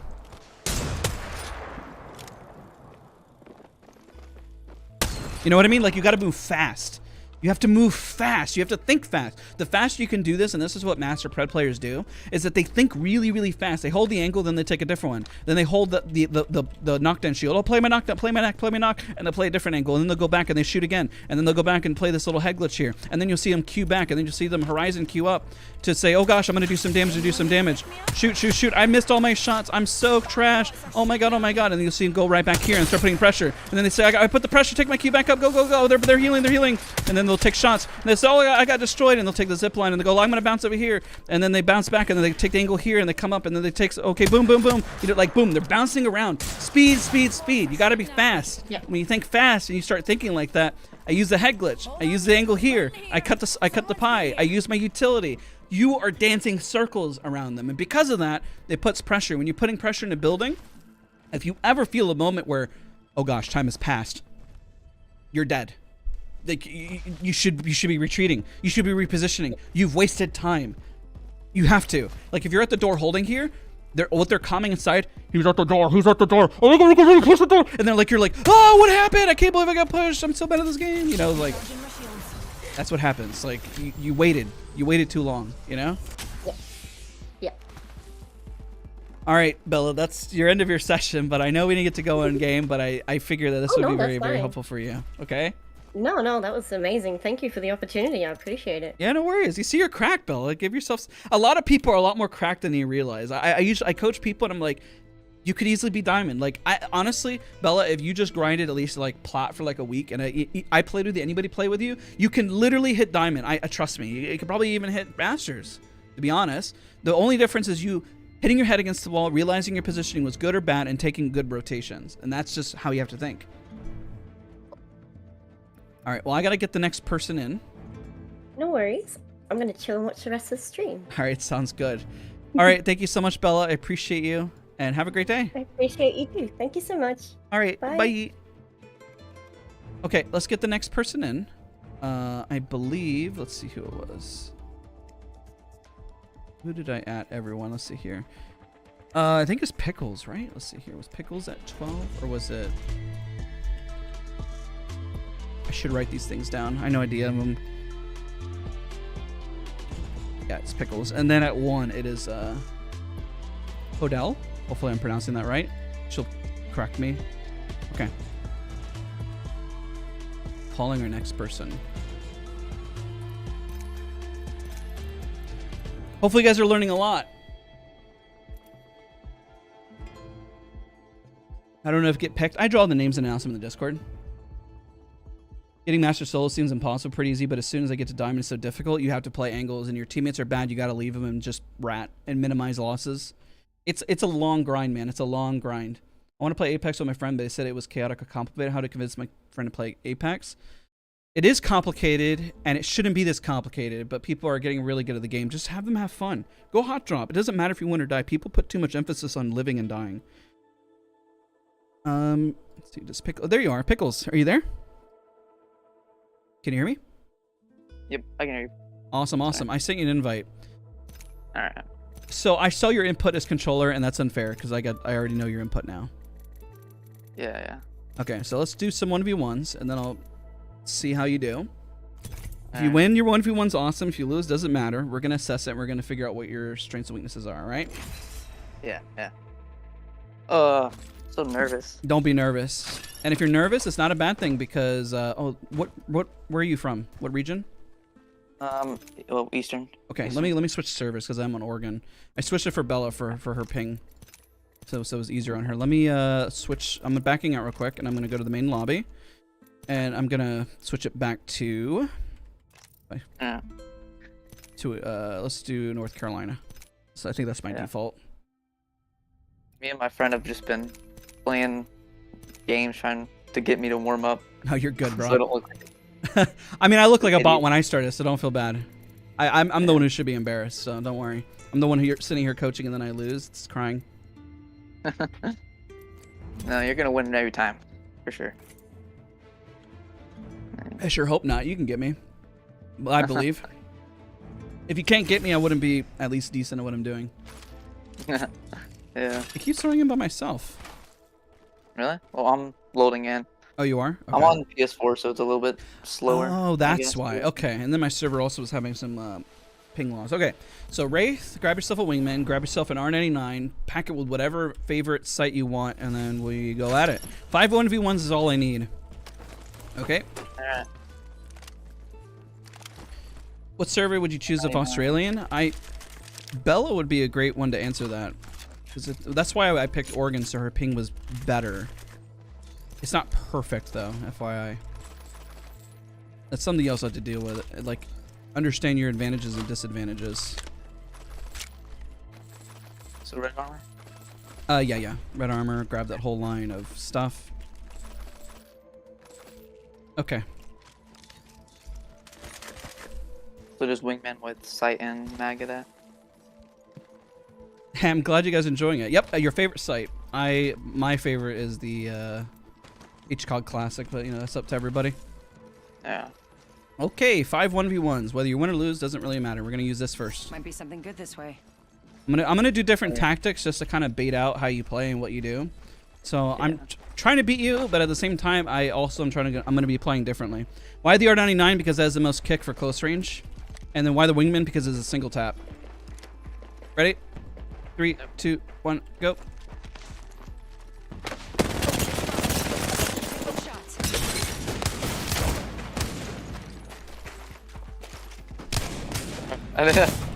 You're good. You're good. Downed an enemy. Okay. tried climbing up and then you were on top of me. All right, switch ledges to heal up. There you go. There you go. Okay, 4 more. Ready?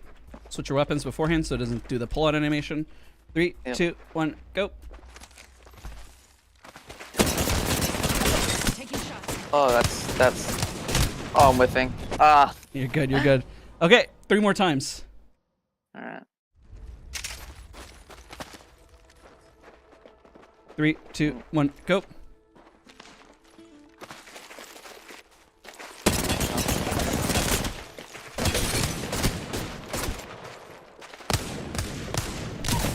Ah. 2 more times.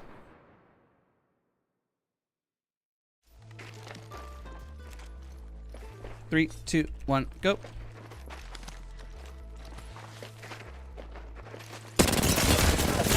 Shots. Oh. All right, one more. That's close that time. 3, 2, 1, go.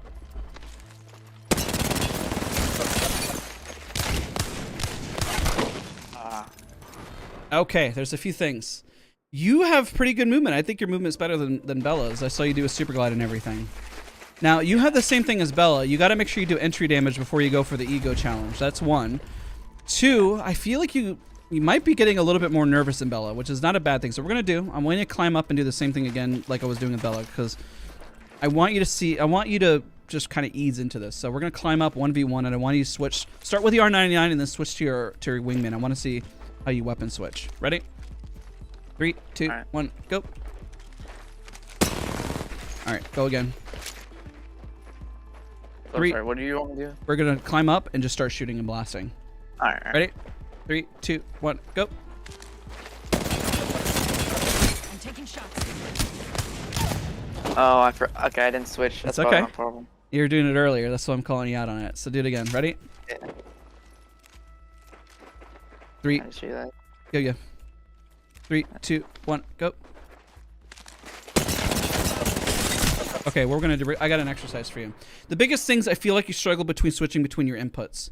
You're taking a little bit too long to switch back and forth between what you're doing, because whenever you're fighting, you're struggling between, do I use movement to jump in? Do I not use movement? And your first instinct should be able to pull out your gun and shoot. You do what Anita is also a master player, and you were doing the same thing where you jump in and then you shoot. It's great target practice. I was 1v1ing her yesterday, and I was just like practicing my aim, because it's literally just free shots for me, even if I'm on mouse and keyboard. Most people on mouse and keyboard won't really land those shots.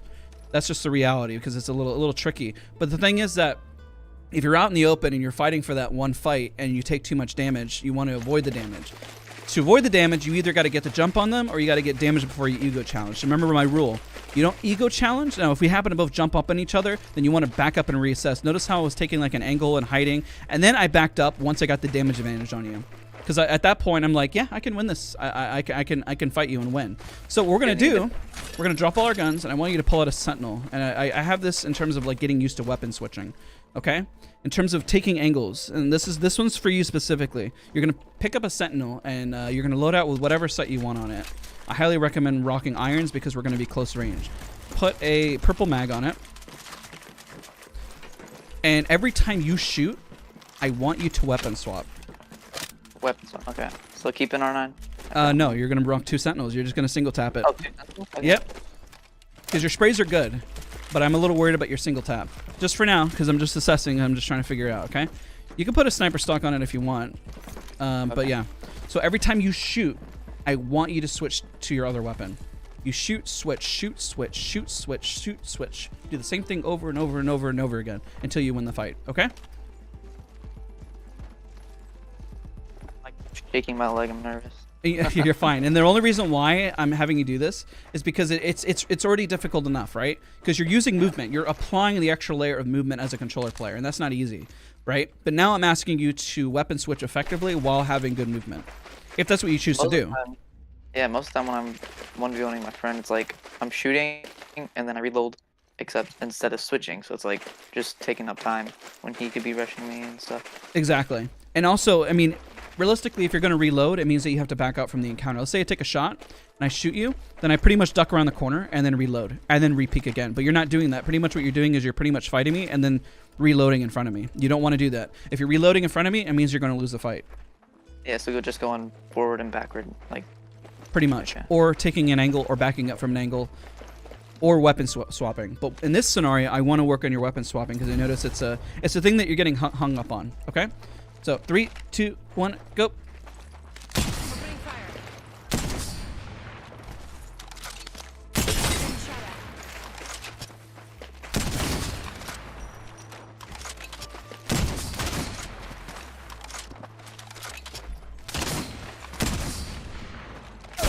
Very nice. There you go. So every time you're shooting, you were swapping, right? Yeah, yeah. You see what I mean? I wasn't making it easy. I was just flying around like an absolute maniac just for the sake of it. Just because I wanted to get used to the pressure. Do you see how comfortable you're getting just by like... That's pretty much the pressure that you should be applying in terms of weapon swapping. And ladies and gentlemen, just as everybody who's watching, this is why I like doing these live coaching sessions, is that realistically, I really believe that people don't really need a lot of coaching. I really think that you just need at least like 30 minutes tops to an hour just to point out your flaws, and then I see people accelerate extremely quickly. It's why I'm so confident in these sessions and why I know that they work. Because literally, Pickles at this point will realize, oh, I need to weapon swap faster, I need to do that, and it'll change your game immensely. It'll change how you think about the fight, and it'll help you ease into the fight. Because if you're used to pressing that many buttons and you're comfortable with it, you only get better. So we're gonna do this 4 more times. Ready? 3, 2, 1, go. Opening fire. Getting shot at. Almost didn't swap right there.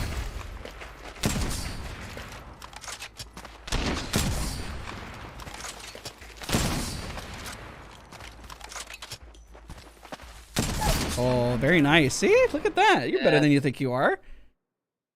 What rank are you at?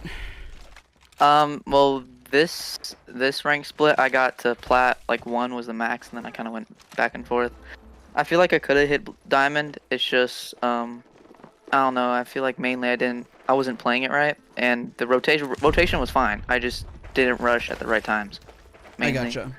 Like I've seen in your videos, you're like, okay, you need to push whenever you get a damage entry, and I wasn't doing that. I was just kind of farming damage at that point.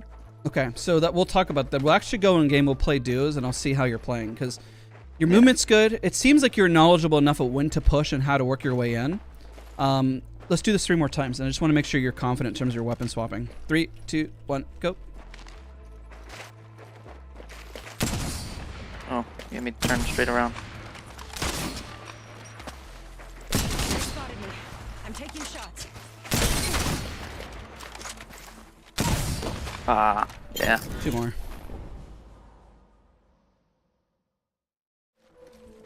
Ready? Yep. 3, 2, 1, go.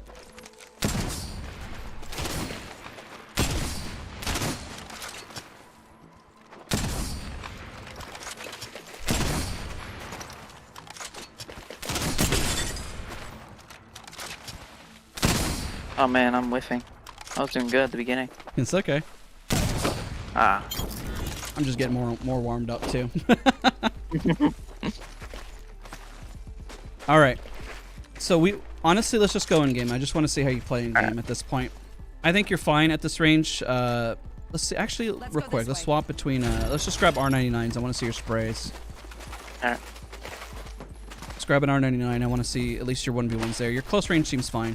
Just make sure you're comfortable with those weapon swaps. Like, people are pretty fast learners. You'd be really surprised, like, how fast somebody can adjust, get comfortable with, even though, you know, like, you get the nerves out of the way, and it's just, like seeing it once and getting exposed to it once, and you're just, boom, you know what I mean? Yeah. So 2 R9s or just 1? Just 1, actually. Alright. Your single shots are fine. Just make sure to slow it down. I know it's moving around like a maniac, but you seem pretty comfortable with it. I'm not necessarily worried. And then even with that pressure, you're able to land your shots. Just make sure to just breathe. That's probably the only thing I'll say. Yeah. Because you're doing just fine, man. You got this. Somebody had mentioned, I'm still using raw Excel. Yes. It's tough to say what's better for raw Excel. You have to find your own settings, and the problem with raw Excel is that there's a lot of settings. So if somebody's settings feel more comfortable for you, that's awesome. If they don't, is whatever. I use these settings because they're comfortable for me. That's That's why with any sensitivity, don't let anybody tell you that a sensitivity is better. Low sensitivity, high sensitivity, you have to discover what sensitivity is best for you, okay? The best advice anybody can ever give you on YouTube, find what's comfortable. If you find that small movements after a couple of hours hurt your hand, you got to drop your sensitivity. If you find your shoulders hurting or whatever, then you have to raise your sensitivity and so forth. Okay, so ready? Climb up and then just keep reloading one mag. Ready? 3, 2, 1, go.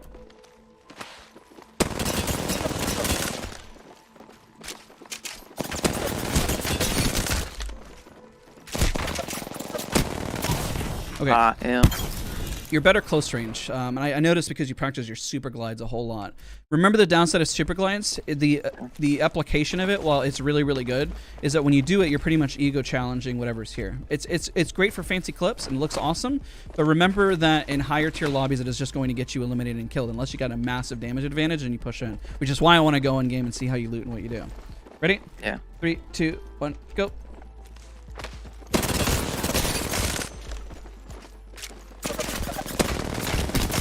Okay, this is the range you actually struggle with. I actually found your range. This is where you struggle with your sprays. You're really good here, but you gotta relax into this. The only thing I can tell you, a secret in terms of controller, don't try to track me. Just try to track where you see in the center.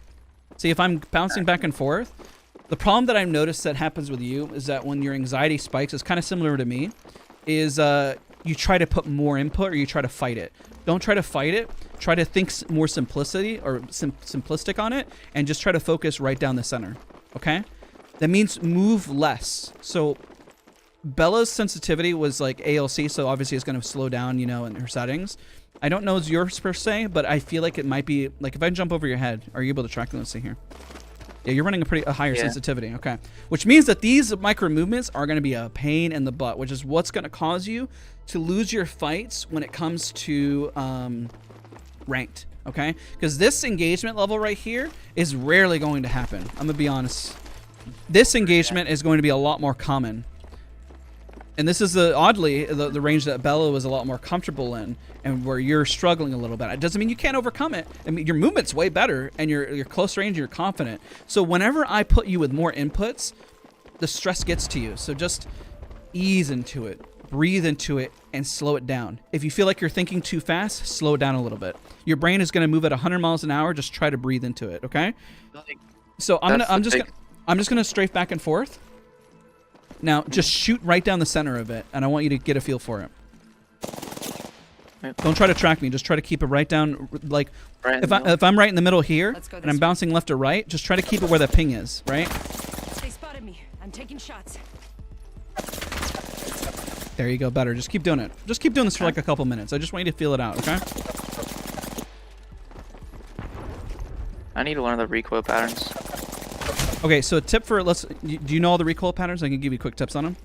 I know the R301. Like R301 is my strongest. I have. I can. Which way do you tug initially with the R301? Or sorry, the R99. I pull. Oh, for the R9, I kind of pull like down and then kind of wiggle it back and forth. So you're gonna pull down and pull immediately to the left. So let's talk about this. This is important. Okay. This is gonna help you around the mid range. Just everybody in controller. If you understand the initial recoil of every single gun, you will be able to get that initial spray, and it'll help you where it's going to tug into. I can literally tell you the spray pattern of every single gun. So when you shoot with, let's start with the light guns, because light guns are easy. Every single gun with the light gun pulls initially down and then to the right. So it's gonna go down and then it'll tug to the right. Meaning what you need to do is tug to the left. Tug down and to the left. The tug down is not as much as you think. So what I noticed, well, that's what I was asking you, is I noticed you're overcompensating for how much tug that is. So realize that the tug is not as much as you think, and that you mostly have to pull your thumb a little bit down and then to the left to counter that recoil, okay? Same thing for the R301. The R301 tugs down, but even less than the R99, and then you have to pull to the left. Every single one of the light guns, for the most part, always pulls to the right, and you have to pull to the left. Now, for the heavy guns, the same thing happens. With the flat line, it'll bounce back and forth, left, right, left, right. Sure. Right. It does the opposite. Pull immediately to the right instead, because you'll notice that it tugs to the left. So when I shoot, it goes every time left, left, left, left. So all you got to do is tug to the right a little bit, just a little bit. Oh, I see it. Yeah. So do the same thing with the R99. Do you still have it in your inventory? Yep. So when you shoot, you'll notice it'll go right, right, right. So you tug a little bit to left, left, left, left, left. And that's how you get your initial shots in. You see that? Perfect. Yep. Now that you got that in terms of the guns, and that's pretty much light, pull left, heavy, pull a little bit to the right. And there's some variances there, but it's just like quick, fast ones for everybody who's watching. Now, if you get that initially, realize that even though the recoil seems like it's a lot, you don't have to tug as much as you think. Okay? So you're going to do the same thing. And this first time, I'm just going to kind of strafe left and right like this without the duck. Okay? So go and shoot. Look at that. Oh, crazy. Yeah, that's a lot better. Crazy, right? All right, now I'm gonna heal up, and I'm gonna do. I was just strafe left and right. down. Look at that, night and day, man. Holy crap! Look at that, right? Crazy how all you need, like I said, ladies and gentlemen, all you need is somebody just to point you in the right direction, and then this is pretty much what you get. Crazy. Yeah. Do this with. Just pull straight down. You don't need to pull straight down. It's not as much as you think. It really is not as much as you think. I see you pulling down. I'm like, what the heck is going on? Shoot my chest level. Let the recoil do the work for you. Keep in mind, if you shoot chest level, what do you think is going to happen?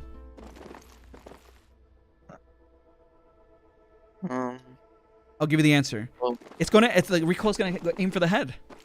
Oh yeah. It's gonna go right to the head. If I'm shooting at you chest level right here and I shoot up, I already headshot you. Do I have to aim for headshots? Recoil. No. If I shoot you in the head, the recoil will hit above the head. So aim for the neck and the chest, and the work will be done for you. It'll do the work. A lot of sense. And then if you know the recoil pattern, you tug a little bit to the right, and then I'm gonna strafe back and forth. Ready? I'm going to shoot. Go for it. Much better. Look at that. Like it's already massive. The difference in your aim.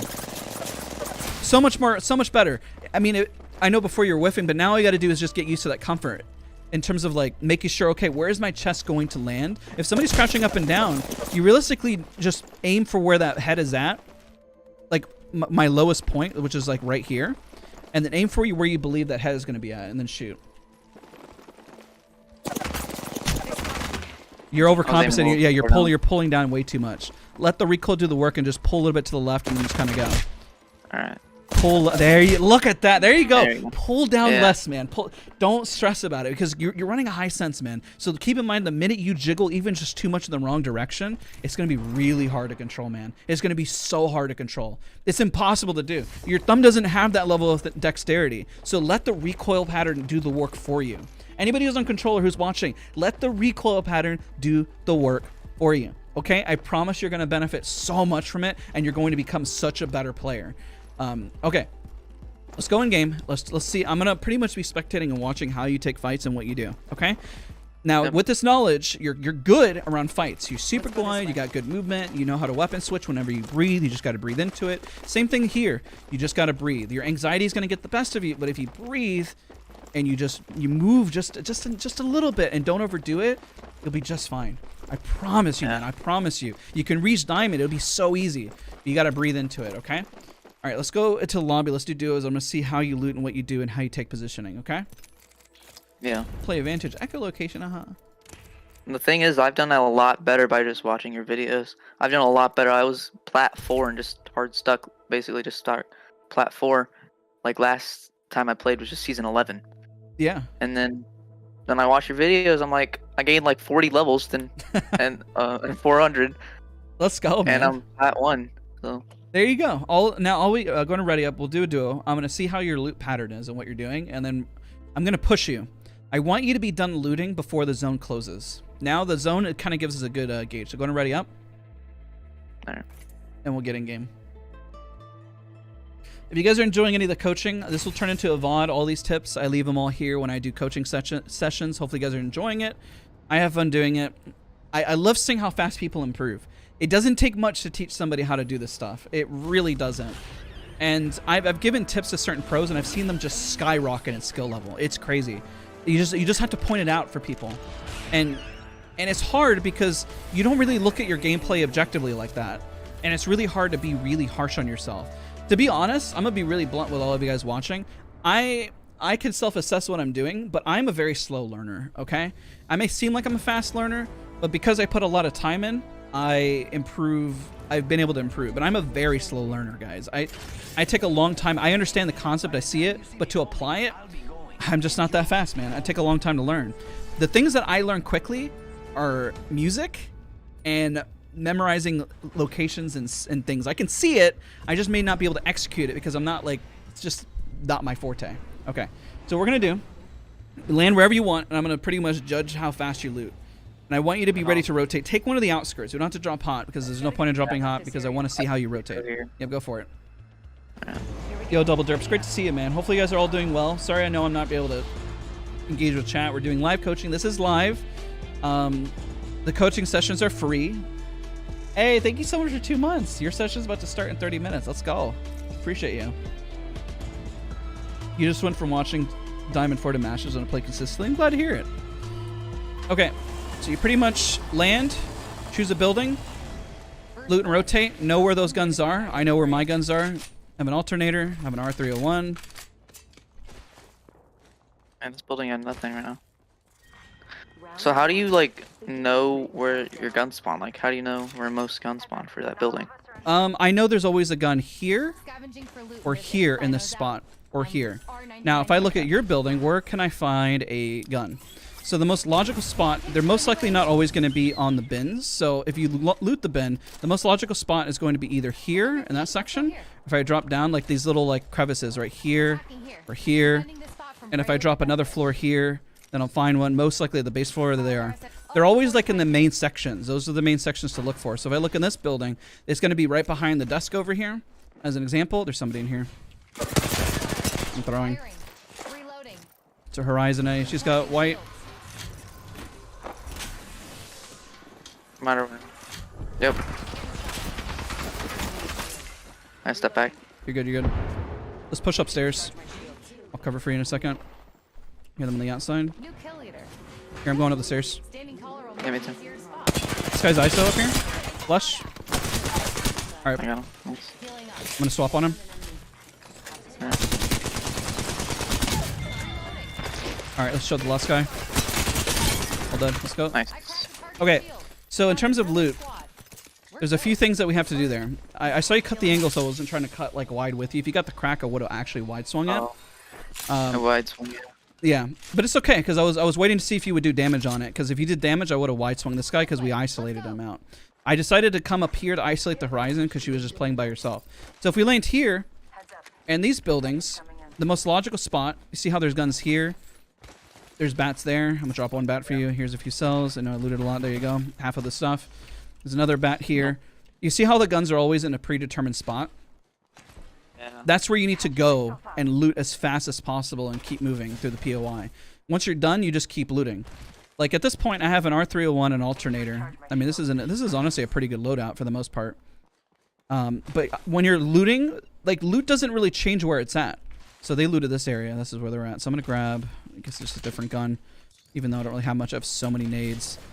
But at this point, you should know, like, realistically, in this span of time, you should be able to loot really, really quickly, get in and get out, and then you're pretty much just good to go.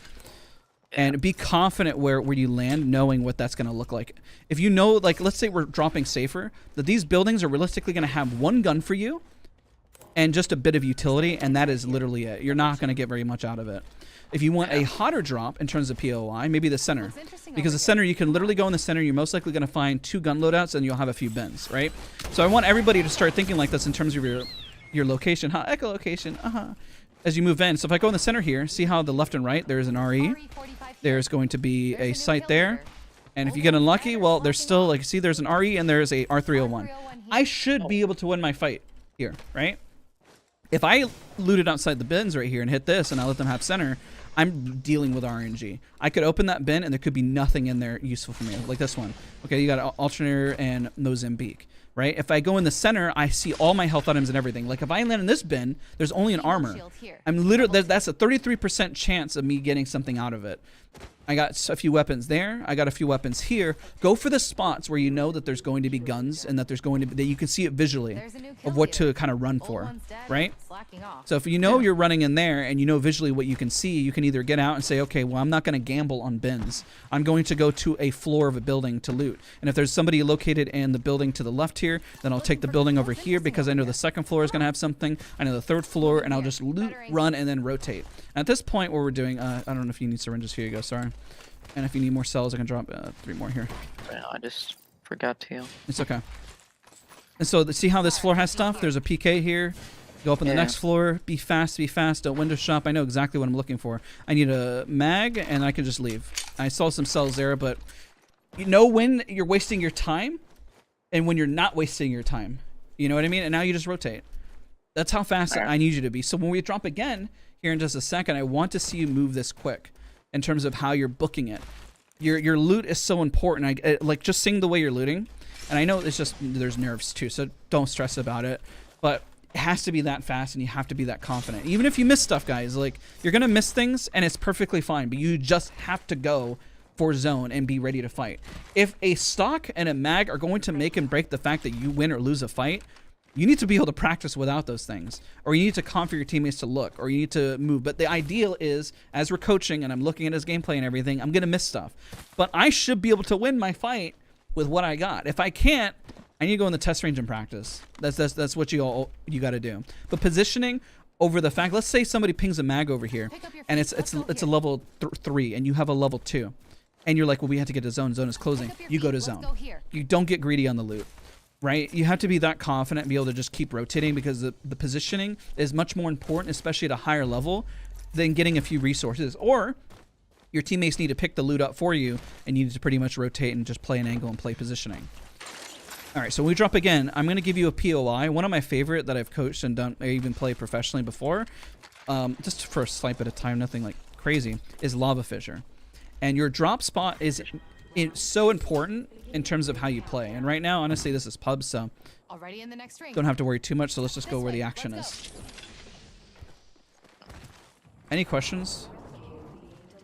Well, one question I have is like, if you're, say, since we landed Skyhook, if we landed Skyhook and then the circle was at like fragment and we were out, and we ran into people, what would be the best option? Because like if they were trying to fight us, but we're out of circle, do we take the fight and just try to finish it? Like assess. Okay, let's say you're in Skyhook, and let's say there's 3 teams in the area, and there's a team gating you. Realistically, what do you think is going to happen the minute you engage that fight? At high tier lobby. Okay. Oh, you get stuck in storm, or you're just both battling it out and not being able to finish it, I think. Okay, so what happens even if you won the fight and you pushed? There's a caustic barrel up there. I'm gonna rotate over to the left or the right. Watch out, barrel up there. The thing that's gonna happen if you take that fight, and I said there's 2 other teams nearby, you push, you're gonna get thirded immediately. Because that's what I would do. If I heard shots, I'd be like, oh my god, we're pushing this, and I looked at the kill feed and I saw a knock, I would push. Right? That's what I would do. I mean, that's what anybody, I'm sure everybody in chat would say, if I heard a fight and I heard a knock, you would push. Now, if you went in and you pushed, and let's say one of you got cracked and was really low, and you got thirded, you're going to lose the fight.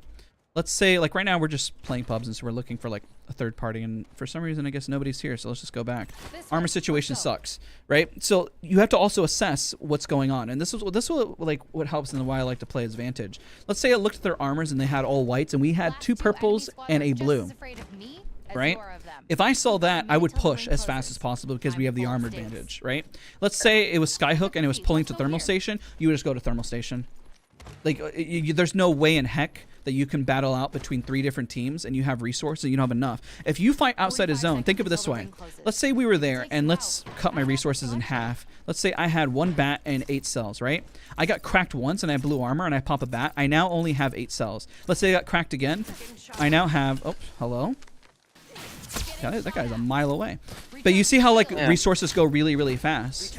And your idea to get resources is to win a fight. If you can't win the fight minimizing your resources, then that fight isn't worth it, right?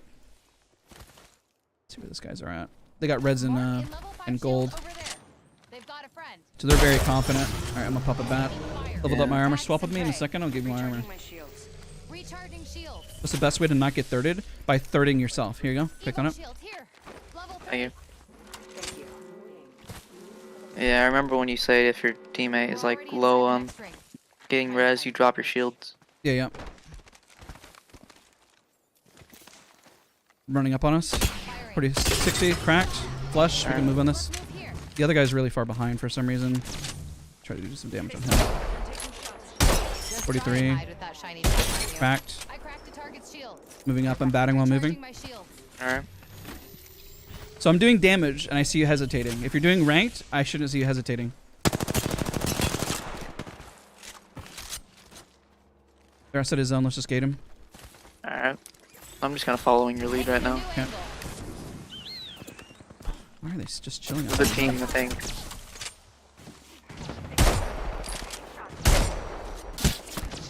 Need to recharge my shields. They're gonna have to move in a second. They have no choice but to move. Get them on the cross here.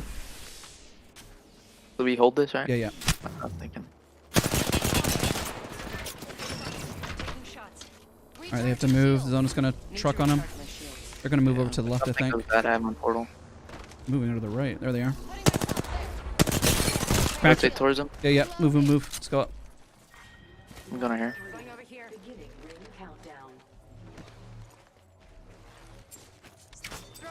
Oh, Yeah, toxic. watch out. You're good, you're good. Move up on this way. Coming. That up a little bit. Crack Rev. Cracked. Got it. Low. Nice, good job. Oh, that's fine, man. One squad left. May they be slow and stupid.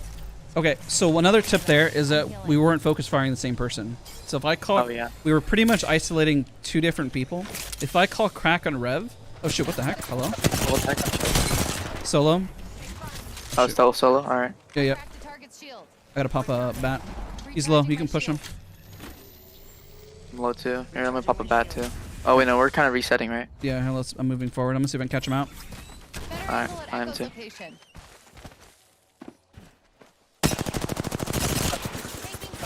Oh, shoot, I'm down. Okay, there's a reason why I made that push. So keep fighting him. If not, just bait the res. You got it, you got it. Use my knockdown. Ring's pretty close. Yeah. Need to recharge my shields. Use my knock, you got this. Ah! It's okay. Alright, there's a reason Oh, why I nice. shoved there. I wanted you to kind of feel at the time, okay? There's a Yeah. few things that I wanted to point out. Because I know that shove is really, really bad, but I did come to push, but I didn't see you push. So what happens in ranked if you give them the advantage like that, the isolate a 1v1, if we moved in slow and we just pushed together, we won. But if I'm coming to push and I see you behind, then that's what causes people to lose in certain plat and ranked, right? Because even whenever I cracked the, there's a few moments, like if you go back and watch the VOD, there's a few moments that, and I did it intentionally, and I want you guys all to see, how do you win a 1v1? So whenever I did the damage initially on the path, and I was low, but you still had health remaining, you could have pushed him and finished him, and I would have popped a bat and been right there to push behind you, right? That's one. Two, whenever I call for a push, and you hesitate and don't push forward, and you don't get an angle of where they're located, then, you know, what's going to happen in that scenario? There's a lot of hesitation. So when you're playing my knockdown, you waited 2 seconds before I saw you pop a cell or even pop a bat or make a decision on what you're going to do. So watch that VOD back. And I know I did the damage, and I know I could have done a lot of stuff on my end, so, you know, don't feel bad, because I essentially purposely, like, threw the round, and I apologize, but I did it for a reason, I promise you. I did it for a reason. I know we had that win, but I want you to see what happens, like, whenever there's, like, hesitation and pausing, don't running in right away. I was behind. I was I was coming up. I was rushing, but I was going the opposite side that you were going on. I was going the left side, you were going right. So I went the wrong way and took longer to get there. Yeah, and it's not necessarily the wrong way. Just know that if you can get there fast enough, and that's the hard part, is that you have to be able to dissect within that few seconds. Is that too long of a route, or is it too short of a route? Let's land lava, and I'll show you that decision making in a building. All right, where are you gonna land? I'm gonna remove my ping. Where are you gonna land? I'll probably land like that building. Land in this building. On that first floor and bottom floor, you're 100% gonna be guaranteed a gun. I'm gonna land over here, and I'm gonna grab myself a gun, and then we'll meet up together. It's very similar. These are very dominant spots to hold. So the first floor was a flat line. You know, I can go downstairs. Yep, there you go. And you go downstairs, and there's bins, and there's stuff. I picked up a sentinel. Picked up this. These tips are amazing. And then in terms of if I look at, let's say, I'm going to show you the building and what I mean in terms of timing. Okay. So right now, this is how fast we looted. We should push. And then we loot the outskirts, right? We looted the insides. There's stuff, yes, there's some bins that we missed, but you got the majority of it, right? So I hit the bin here as I'm working way in. I'm not window shop anymore. I have a sentinel, I have a flat line, and I'm ready to pretty much rotate, and I'm ready to fight, right? Hit all this, and you pretty much calm what you need. Let's say I'm like, okay, no, you're running light. There you go. And I know you're looking for maybe there's an R9 in there. I think I saw one. Yeah, right there. And then boom. Okay, so we're going to slow it down. I'm going to show you an example what I mean in terms of a push, right? This is huge in terms of like 2v1 or 1v1. Let's say I crack one and there's a guy right here, right? And I say to push. Let's say we're behind this angle. Now, there's a few things. Let's say we're shoving here. Yes, being right behind each other is not always a good thing, but if we were on the door and we both kick it out, we push and we win if we know that it's an isolated person. So what happened in your scenario, let's say I got the crack and I move forward on it. Granted, I used Echo's push, but if you went this way and you know I'm using Echo, how long it would take you to go all the way around? It'd take a lot long. Yeah, by that point, the guy has already said, wait a minute, he's isolated. And I kick the door. He'll come out, fight you, and then go up and then Pathfinder away and be like, I got to get out. And now you're chasing, literally chasing. And this is what a lot of people do when they're fighting and they're chasing. And how you need to use utility. So if I move forward, this is where I need to use the angles in utility. Say push, push, push, push, and I push up, and I take this angle right here. I'm the off-angle legend, right? I'm the one who's supposed to take a different angle and fight this angle, right? That's my job. That's supposed to be the off-angle legend. You are playing Wraith. You are entry fragger. You go from the most obvious spot to push in. If you're playing, let's say, Vantage, or you're playing Pathfinder, or what have you, that is my job to take the other angle, to either cut them off to where they're at, to play here, and then when you push him, he'll shoot me, and you'll shoot him in the back. You are entry frag. You always go straight for the most direct point. You don't have time to take off angle because Wraith takes too long to rotate. The only legends that can do this is Pathfinder, Vantage, Loba could even do it. Let's see who else could. I mean, anybody who's got like utility to kind of like fly around and like take another angle can do that. Wraith, Wattson, Caustic, even Horizon could technically take Q and fly over and take an off angle. She's great at it, but other legends, no. Like you have to take the most direct approach because if not, then you're gonna fall behind. Okay. Octane's a good one because he can stim and run around. That's another good one. But if you don't have the utility, Wraith has a Q, but you can't use Q to push in. Horizon can do two things, ladies and gentlemen. She can push in directly, or she can pop her Q and take another angle and rotate and like surprise the enemy. How does Wattson enter? She's got to take the most direct approach because if she does, then she puts her fences right at the door and she's here. Right? Wattson can sometimes take the off angle. Let's say we see two people rushing the door, and the Wattson says, well, I'm going to take the off angle right here. This off angle is not a long off angle because what they're going to do when you have two people, because right now we're doing it with one, two people kick the door down, and then Wattson's at the other angle already holding. Right? It depends on your comp. Let's say we're pushing with Wraith, Caustic, and Wattson, right? Well, somebody has to play off angle. Keep in mind that if two people are already rushing the door and it's Caustic or Wattson, then yes, 100% as a Wraith, you can take the other angle. But if we're playing duos right now, and I expect you to pretty much be my person of entry, I expect you to take the direct approach. Make sense? Yeah. I'm usually like, whenever I'm playing with my friend in like ranked, I try to make the calls. I just I make good calls, I think, but I just take a little too long to make those calls that it turns bad. Yeah, and if you hesitate on it, then it's gonna feel like what happens when you play with teammates who aren't on pace. You either got to slow it down for them, which I purposely didn't do last round, so I apologize, but I was purposely doing it so that you can kind of get the pacing. Like if you don't keep up, then I either have to slow it down for you, or I have to. Well, I mean, the only thing is I just have to slow it down. If we need to speed up, then I need to speed up. So, like, let's say we take this fight and I do damage, and I notice you're not pushing right away, then I can't push. I can only tell you we need to push, we need to push. I need to assess how you're going to take the fight and push, right? So it's teaming right here in front. Right there. I think they're pushing this building over on the left. Got the angle over here. One on the height.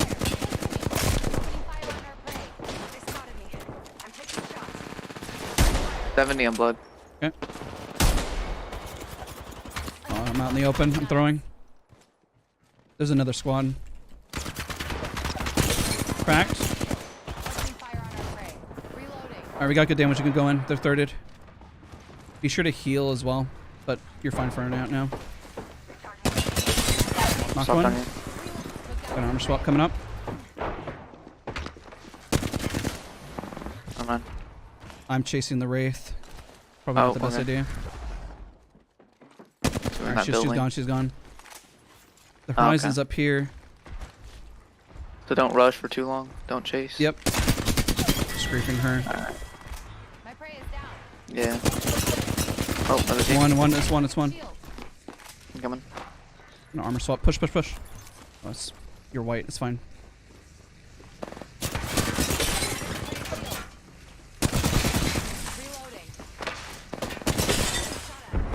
Low. The other guy's coming back. Swapping. Took down the last of that squad. Nice and clean. Nice choice. Grenade. Do you know what floor she's on? I don't think so. Right on Probably. the I outside? think. Right here on me? Yeah, yeah. Got her. Nice. Okay, so let's assess what happened here, because there's a lot to teach here. Okay. I know that you're trying to trust all my comms. Like, pretty much what I'm calming is what I'm doing, right? So I pretty much chased the Wraith off, and I even calmed to myself it's probably not the best choice. And then I decided to back off. Be confident in what you're doing and your decision making, that it's the right call. Because otherwise, if you're trying to chase me in terms of my decisions, you're always going to be like 1 second behind. You have to be at least self-sufficient enough to say, okay, I know what I'm fighting against or what's going on here. I only knew that the Horizon was part of that person. I didn't know if there was two up here, so I decided to kind of chase this off. Now you can either come with me and be like right on top of me, or you can essentially come up here and fight, and then I'll just back up and catch up with you. That's really, I guess, the only two. Oh my god, why do I have so many cells? Holy crap, I'm dropping all these. Actually, I need some. Yeah, I had way too many. I'm just sitting here gobbling up loot. There's a gold there. I'm gonna grab that. Here's bats. Okay. Pretty much what's happening is that you're just pretty much trailing behind and falling behind. And I guess the best tips I can give, I'm gonna swap guns here, is make firm decisions on what you want to do and stick with those decisions, but also calm to me, so then it doesn't feel like, you know, I'm essentially playing the game by myself. You know? Does that make sense? Yeah. I mean, do we want to go over here? Yeah, that works. This way? I wish I passed up the heavy. I have no idea what I'm doing with my loot while I'm talking. I end up throwing a lot. Alright. Alright, yeah, but I was looking for a light gun. Did you grab an R3? No, I didn't grab another. There was one back there. Yeah, there was. Oh my god, I can't talk and loot at the same time. I suck so bad, apparently. I'll just watch it. I'll just watch. But I need a sniper scope. But try to make really firm decisions in what you want to do. So Yeah. 3x here, and I need a not even looting. I'm being so bad right now. Chat, don't be like me. Don't loot like this. Oh, there it is. Oh my god. Yeah, it's right there. I was about to ping it. Okay, thank you. Now slow it down so I can actually think about what I'm doing. This 2x4 right here. Okay. But even the initial part, like when you got hit, you hesitated, and I didn't even see you heal your armor. So when you were right here, and I took a different off angle. If you crack blood, you want to work your way in or take a different angle to put pressure. And then once pressure is done, you work your way into the fight because they're not looking at you, right? Because that's the idea. And then we can pretty much work our way in as if you like your SWAT tactics, and then working your way in floor to floor to floor, because you're digesting what's happening. So if they're all fighting, and I know that the one of them is isolated one floor, we knock them, we assess, we say, okay, they're still fighting, so that's probably a 1v2. And then you work your way into the fight, right? Keep constant pressure as you're working your way in. So it's a little bit different from long range. Technically, that's like working your way in from close range. Does that make sense? And everybody from chat is watching. Does that make sense? I know that's a lot, but if you're doing damage, capitalize on the damage. And if you're not doing damage and you took damage, heal instantly. If nobody is called any damage or pushing. If your teammates are calling damage, you really shouldn't be healing right away. You should be pushing in. If you got cracked, you got to call them to your teammates and say, I just got dumpstered on, please don't go. And then you wait for the next opening again. And then you keep waiting and waiting. If your teammate keeps getting cracked, there's a few things I question. Why is the team that's fighting focusing you, and why are they not dead yet? That's one. And then two, are you positioning so far out that your body is being that exposed? And why are you taking so much damage? Those are the things you have to assess. And that's a lot to break down within a fight. And it can be very difficult as we're kind of doing it live, kind of breaking it down, but you can go back in the VOD and kind of see. Look at the pacing and see where you were behind, and then look at the seconds and say, I didn't heal for 2 seconds. I didn't put pressure for 2 seconds. I didn't hold the angle for 3 seconds. All those seconds add up, and if you add up all those seconds, 2 plus 3 plus 3 plus 3, that's 11 seconds. 11 seconds equals somebody that can pop 4 bats almost off 1 whole second, right? Yeah. And I know that's really annoying, but seconds matter, you know? You want the Kraber? Someone's aiming. Okay. Okay. There they are. Yep. Right over there. I whiffed. 95. How did I miss that? Oh my god. On the right. Yep. Recharging my shields. Pop one cell. Let's explode this way. Oops. See if they push up. I think they might be. Knock Vantage. Alright, we push this other. Push the other guy. Go, go, go. Oh, he's coming Oh, back. he's right pushing us. Okay. Cracked him. Cracked. Low. Come on. Why did I reload? There we go. Very nice. I feel reloaded. Oh. From the person. Flush on him. Flush on him. Taking height. Gotta step back. I gotta heal. You're good. Knocked him. Slow it down. Heal. You're good. You're good. All right, we can push. Let's go. Reloading. Nice. There you go. That's on me. Oh. This won't hurt. Hold on. All right, so I know it went down, but I'm trying to get you to push faster. That's my goal. Because I could have slowed that down there and then waited to heal up. But notice that if we have the 2v1 and we could put that pressure on that guy who has blue armor and we have gold, we can win that fight. Even if I slid down there, if I had you 2 seconds sooner, I wouldn't have went down. Now, I just keep in mind not everyone's going to move at that pace, and I don't really expect you to always move at that pace. My goal is to get you aware of that pacing, right? Because that 2 seconds is massive. So you popped a cell and you say, oh, I can fight. Remember, if you're low, and you're still not healing right now, if you're low, all these seconds matter. So if I'm coming to you, you got to heal. All those seconds are adding up. So if I push in, you know that this person is going to focus me, right? And if you have height right here, I expect you to be able to focus fire and shoot with me, right? That's the pressure. If we're keeping that amount of pressure, there's a few things we can do in the minute we knock them. I can armor swap and I can shoot, right? You're armor swapping, you're healing from the other guy. You armor swap fast and we turned and shot him. And then we slowed it down. When I say slow it down, it means that we, what we need to do at that point is heal at least enough and then isolate, know the information is good, and then push right after. You're pushing, your decision making is really, really solid. All I'm trying to do is make sure that you speed it up just a little bit faster. Because if you speed it up a little faster, you're going to be an absolute animal and you're going to be disgusting at this game. I promise you. I was just trying to pop a cell enough to be able to stay alive. And then push exactly right with me without hesitating. Right? Yeah. It's I'm pushing you to the decision making of like how like a master player or pred player would push it for like, I guess you can say for pubs. Now for ranked, if we really, really want to slow it down, then I would wait for you to completely top off and we would wait for the res. But I'm just in this exercise, please in chat with everyone who's watching me, in this exercise, I want Pickles to understand the pacing, how fast it needs to be. Because the thing that Pickles is missing is every 2 seconds. If I look and I say, you're not healing yet, you're not resetting yet, you haven't got an armor yet, you know, I'm sitting here coaching and you guys are pointing it out at me. Did I reload? Did I do that? All those things matter. But if I'm coaching and I'm not focusing on it, then yes, I mean, people are going to make mistakes. And I'm talking a million miles an hour and giving them ton of information for everyone to watch and digest. So mistakes are going to be made. So the tip I would give myself is dash, shut up, and then focus on what you're doing, right? And the same the same thing could happen if like you're playing with your teammates and they're giving nothing but comms not slowing down. Right here on my ping. I'm going. One took height, Vantage. One down below. Okay. Hold here for a second. Let's see if we can get a shot. Okay. They have 2 purples. 140. One on the right. We can push him. Watch out for the Vantage on the left. I'm a shooter. Crack Vantage. 100 in on her. We can push the right. Go, go, go. Not peeking. Yeah, we push. I'm gonna isolate this guy over here. She's not gonna peek. I could jump up and push her, but jumping on this guy. Got him. Nice. Okay. Took down some prey. Pull up the stair here. Yep. 140 on her. GG's. Let's go. Nice jump. Yeah.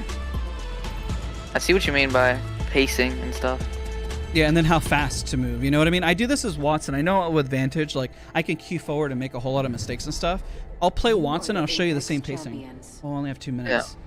Yeah. Crap.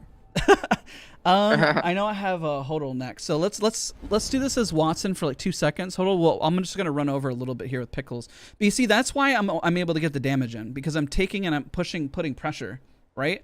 You can do the same damage. I've seen you do the damage. There's a few things you have to do. At range, breathe and relax and practice that recoil so you can land those shots at that distance. 2, keep working your way in and closing that gap. Okay? Because the closer you get the gap, the stronger you are going to be on controller because you're going to be more in your comfort range, right? Yeah. That's the thing. Okay. So now let's highlight the same thing. This is going to be a short round. I'm going to have to leave this one, okay? Mid-round because I want to get to the other person as well.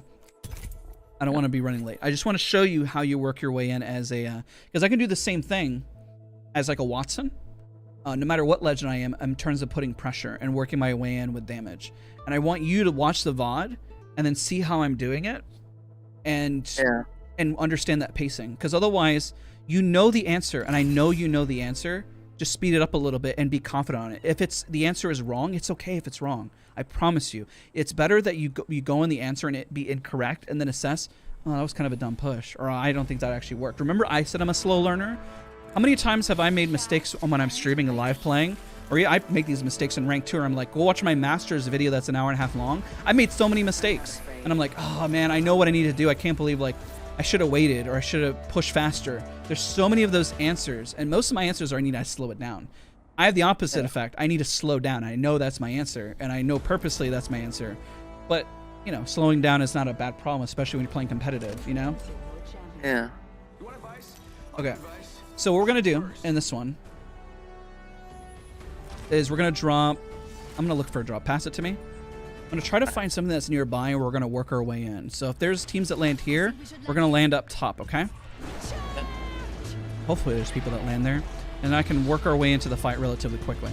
So what I want you to do is you're going to hit this building right here, and then you're going to hit the bins. I'm going to land right here, unless I get two double stack landed on. Yeah. I think I'm getting double stack landed on. All right, I'm going to have to fight. Let me get something better than a Mozambique. I'm coming. Got her. Caustic's on me. He's punching me too. Oh, it's not Caustic, it's a blood. Go ahead and push. He's low. Yep. They rising? Yeah, right here on my ping. You got this, you got this. Nice, one more. He doesn't even have a gun. He's on me. Right here. Oh, I'm blocking him, I'm stopping his strafe. Dropping my shield for you. Nice, one more. Blocking him. I'm back and forth. Yeah, I got him stuck. There you go. Okay, I'm gonna go for the armor swap, and you can start looking and peeking on the other team to put pressure, because they're gonna want to fight. Popping a med kit, but go and go.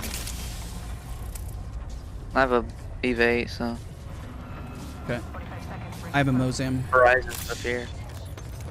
Yep, on me. Yeah, I'm watching. He's in back. I'm gonna get rushed, so I'm just stepping back a little bit. You're good. This guy solo is rushing right now. Alright, so isolate him. Yep. He's isolated right now. He's moving up. He's flush. Alright, back up. Yep. I'll cover for you. Flush on him. Here, push. I have no ammo. I can push him and punch him. Go. Oh, Oh, shoot. he laced me. There you go, got him. Nice. There you go. You see how the horizon overextended? And then she threw the game Yeah. pretty much at that point. Yeah, it's pubs, but that's pretty much my point. It's like I'm playing Wattson, and all I had is a Mozam, dude. All I had is a Mozam. Trust the loot that you have and that you can win. It can do damage. You can win, and now we have all the opportunity to loot, and then we're gonna work our way into a fight. Okay? Yeah. But that's the kind of of. that's the pressure that I want to see you have, and the confidence. It's like I only have an Eva. No, you have an Eva. We isolate. We push this horizon. I have a Mozambique. We can win. And then when the other guy pushes, you have an Eva, which means that you're strung for close range. Heal up your flush heal. Flush heal. Here. Yeah. Did you have that med kit all along? Yeah. Then you needed to pop it right after that fight. Yeah. Pop that stuff. Reset fast as you can, man. As fast as you can. I need to set reminders on my phone. There you go. Heal, reset, Heal push, cover. As soon as you get the res, you should be covering for me. You should not be healing, because I have to heal, right? And then if I took a fight and then I damaged one, you can finish. If I call them the damage and they're really low, it's like, wait a minute, I can come clean that up, right? Yeah, that's what I kind of realized halfway in my cell. I was like, oh, I'm going to cancel this and push up. Yeah, exactly. Once the damage is done, and you just kind of learn from there, like, okay, what do I need to do? Yeah. Okay. I'm going to try to find one more fight. I mean, I guess the goal here is that we're trying to win. I'm just trying to show you how I work my way in, okay? Because I'm Wattson. I don't have any utility to push in, but if I do damage, I'm going to start like full steady like an absolute psychopath. And my pressure and damage, I know I'm confident enough to stave people off. And you can too. I know you can. I've seen it. Like, that's why you put pressure in 1v1s. And I've seen your, seen what you do, you know? I could also done fences there. I could have done other stuff. Remember, like, even if I played that well, there's a few things. Like, I could have thrown a fence. When the Bloodhound was chasing me initially, I could have avoided my knock by putting a fence down. But I didn't. And I thought about it after the fact. I was like, man, I could have put a fence down. Probably mitigated that time. And then remind yourself later. Yeah. But like I said, I'm not the fastest learner, but I can at least... The strong suit that I have is that I'm slow at applying physical things, but I'm good at having memorization and then memorizing what just happened. That's my strong suit. I know where my strengths are, but I know where my weaknesses are, you know? And I just got to keep rinsing, repeating, and doing it over and over and over again. And then not let my emotions get in the way. One other mistake I personally have is I want to play for the team. And sometimes I will, I got to save them. No, sometimes you have to let your feelings for others and saving them, rescue them, playing positioning for them, and just abandon them. And it's really, really hard to play that type of energy, especially if you're a person who, there's a team right here. There's a team in the back, but we can isolate this possibly right here. So I'm going to move my way up. I'm going to take this angle right here. See how fast in terms of I'm thinking of what angles I'm taking? Where are they shooting? So there's one guy here. I thought they were shooting here. They're not here. I'm moving up. Closing the gap. Heard something? No, we're good. We'll work our way this way. Even if there's a team that way, at least we have the cover over here. As we're working our way in. Work our way in, work our way in. I have my friends watching this. I was like, I'm able to play with Daz. Let's Need to watch it now. See where they're at. I don't see anything. There they are, one. What we're going to do is we're going to take the angle right here. See how I'm already thinking 2 steps ahead of where it's at? Right? Heard a footsteps here. Careful. On my left. Alright, I did no damage. I'm going to reposition. Oh, on top. Yeah, yep. They're pushing you. Thanks, cracked. Yep. Nice. Knocked. I'm covering for you. Heal. I am. I'm having to step back ahead. You're good. Careful on re-peeking the same angle that I peeked. If I shot from that angle, try to take a different angle to shoot from. Let's go and finish this horizon wherever she went. Where'd she go? I think she went over here. Did she? Hear them above me. I'm coming. Oh, they're rezzing. Oh, they're rezzing. Up top or... Oh, yep. Here, cracked. Push, push, push. You got it, you got it. He blocked the door. Okay. Nice. Oh, I good threw job. that. Hey. Let's go. So I purposely didn't push in again. Let's see the door. Let's see what happened here. I'm gonna look from your blocked POV. the door, so, Okay, I gotcha. I was just kind of doing as much as I could. This can get down with 2 melees, by the way. Oh, it can? Yep. What? Just a tip. I need to know. There you go. You know the things that you learn. 2 melees and the walls go down, especially if they block the door right there. Okay.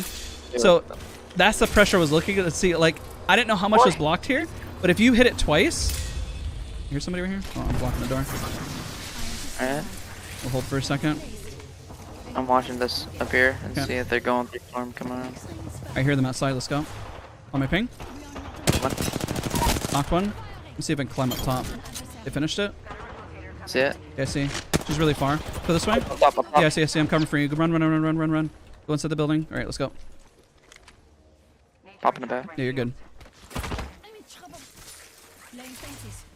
The circuit is complete. I'm a little... We need to see if one makes a mistake. Get back up. Careful.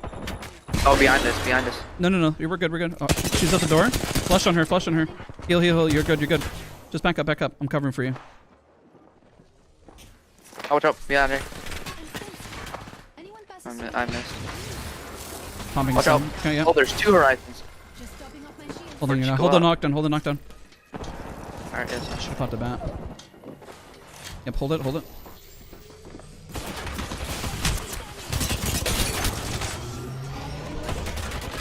Yeah. This horizon, she armor swapped. Okay. Blocking. Pumping cell. Hold. Shoot, they're pushing me. No, jeez. Oh, GG's. That's okay. So, careful. At this MMR, people are really smart in terms of the angles that they hold. So if you push out, know that what we're trying to do is isolate like damage, essentially. You know, if you go out and you peek too wide, kind of already assume that it's not a good push. You know. Yeah. That's really tricky, and pubs are really, really difficult for that. So that's kind of a hard tip. But try to watch the VOD and see where I was holding for you, where I bought you time, and then where you re-peak. So where the horizon's at is where you peaked out. Now, when you peeked out, you have to have the information of whether the peak, I'm going to peek because I know there's a person isolated, or I'm going to hold and wait for them to make a mistake. Okay? Yeah. There's 2 things that you can do. So what I was doing is I was holding to see if one will make a mistake, and almost knocked him. Now, if I almost knock him and you were healing, and I don't know if you had bats or prioritized heals. If you have no bats, let your teammates know that you need bats, right? So you can hard reset. If we don't have bats, then we don't fight anymore, and we need to go look for resources so we can fight and have batteries. You know what I mean? Because we almost knocked these guys. These guys are, let's see, this guy's got 11 kills. They're pretty decent, I guess. You can kind of assume, but we almost beat him. You know, like we know we can beat these guys. Like those guys are very much beatable. Granted, there was a whole nother team, and we had the pressure on us, but we almost clutched it out. So just make sure to hold your angles when you need to, put pressure. And if I'm holding the angle and I do damage, that means that it's reason for you to go in. Let's say you go in and you almost get knocked, and you queue back and reset. Then I can cover for you. This is, they call this in real-time strategy games. They call it, oh, what's the word I'm looking for? Micro, crap. It's been a while since I played a real-time strategy game. I played a lot of Command & Conquer. They called it micro, somebody in the chat can probably give it to me. Micro something. I'm blanking. No. But essentially what happens is that one character gets hurt, the other one moves forward, the other one gets hurt, the other one moves forward, and you keep bouncing back and forth to bait them to push and overextend. So what happens with NPCs in real-time strategy games is that you'll see the NPC overextend a little bit because it's trying to chase the character that was hurt, and then it'll like rotate back and forth. Does that concept make sense to you? I'm sorry if that's not very... Oh, yeah. Okay. I understand you. Okay, perfect. I kind of made the mistake there of overextending too much. I kind of knew it, but then I kept with it, and that's my mistake. Micromanaging. Thank you so much. And you do the same thing in Apex. Micromanagement. Because there's things that I could have done there. I could have put gen. I could have put fences. I hard held the ankle. Maybe I held it a little too long, but I held for you is the idea, the concept. Yeah. Once you healed up, then I can heal up because I no longer holding the positioning. Wyatt, thank you so much for becoming a member, dude. Appreciate you. All right, bro. I'm sorry that's up for the hour. Yep. Hopefully that's helpful. No, it was very helpful. And I appreciate you tons, man. Yeah. I love your videos, dude. I appreciate it. All right. Thank you so much. You can watch back the VOD. Let me know if you have questions. I will. Remember, I make mistakes too. Point out the mistakes that I'm making as well and realize that, right? I own up to my mistakes as you know what I was doing. Just make sure that you're doing the same. Like even if you play with randoms, we all make mistakes and it's okay. So that's the beauty behind it. All right. All right. Thank you. Have a great day, man. You too. All right, bye. Okay. Let's get our next person in. We go again. Hello, hello. Hey, yo. Do you have me added? I think so, yeah. Okay, perfect. I'm gonna open this pack, but let's do this. Sorry I was running a little over. I just wanted to get that concept out and it was driving me crazy. No, it's all good. I generally have most concepts down and I know what I have to do. So it's more like, I don't know movement very well. Like, I guess more like advanced movement. We can teach that. We can cover that. Yeah, like wall jumping. Have no idea. Tap strafing. Okay, we're gonna do our 5 1v1s and we're gonna work from there, okay? Sounds good. And then I can teach you movement as fast as humanly possible. But we'll go I've from there. watched your videos. It's just like putting it into practice. I can get you to wall bounce and move very quickly. Don't worry. And then you'll just have to practice it. That's it. Yep. All right, but we've chatted before. We've in Discord, right? Yep. Last night, actually. Yeah. Have I played with you before? No. Okay. I'm sorry. My memory. I just remember sometimes it's been a large Discord of people, and then I just like rush play. Essentially, I'm like, let's get games in quick. All right, R99, and then winger. Oh God. Yep. Okay, I'm just telling you now. I am not good with the wingman. It's okay. Wingman We'll work is on like it. probably. This is okay. That's why we're doing this, right? So I can help teach you what you need to work on. You're not supposed to be perfect coming into this. If you were, then you'd be playing professionally. Right? That is not happening anytime soon. Now, you'd be surprised. Some people learn way faster than I ever could. Some people have areas that would surprise you. We doing any attachments or no? Your favorite sight, and then put a purple mag on both. No laser sight, no stock, and then grab the full line of this, this, and this. Backpack here. Level 4. Okay, It's free coaching. I don't charge for coaching, guys. You guys know that. I've never charged for coaching. Now, there are a few circumstances if I'm doing like a whole month's worth or I'm spending time with somebody and then trying to get them ranked up, but I don't normally take on private clients. I do it on a very, very strict basis because I don't consider myself a coach. I really believe if I can sit down with somebody for an hour and help them out, then that's what I want to do. bluntly. All right. I think forgot to stock. Whatever. Let's go. I've been maining Wattson this season, and it's probably the quickest I've racked up kills, to be honest. Let's go. I only started like 3 seasons ago. Okay, let's do the box. You ready? Might be something good this Yep. way. Ready? 3, 2, 1, go. Getting shot at. Down. Look at you. Oh, Let's go. I was. All right, heal up. Yeah, No, I no, forgot switch to do that. Looking for legends. loot here. Oh, fair enough. Let's see. Blue bright. Change legend. Fastest way to do it. Fair enough. Okay, ready? Yep. 3, 2, 1, go. Oh, you forgot to pick Wraith or a small hitbox. Switch back. Switch back. Oh, small. The small hitbox. Yeah. Pick Wraith.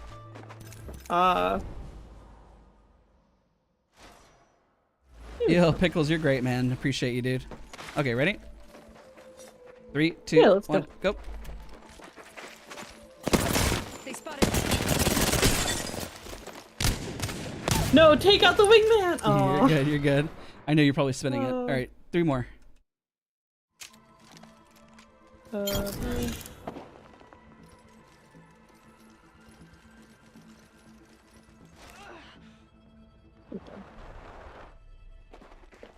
3, 2, 1, go.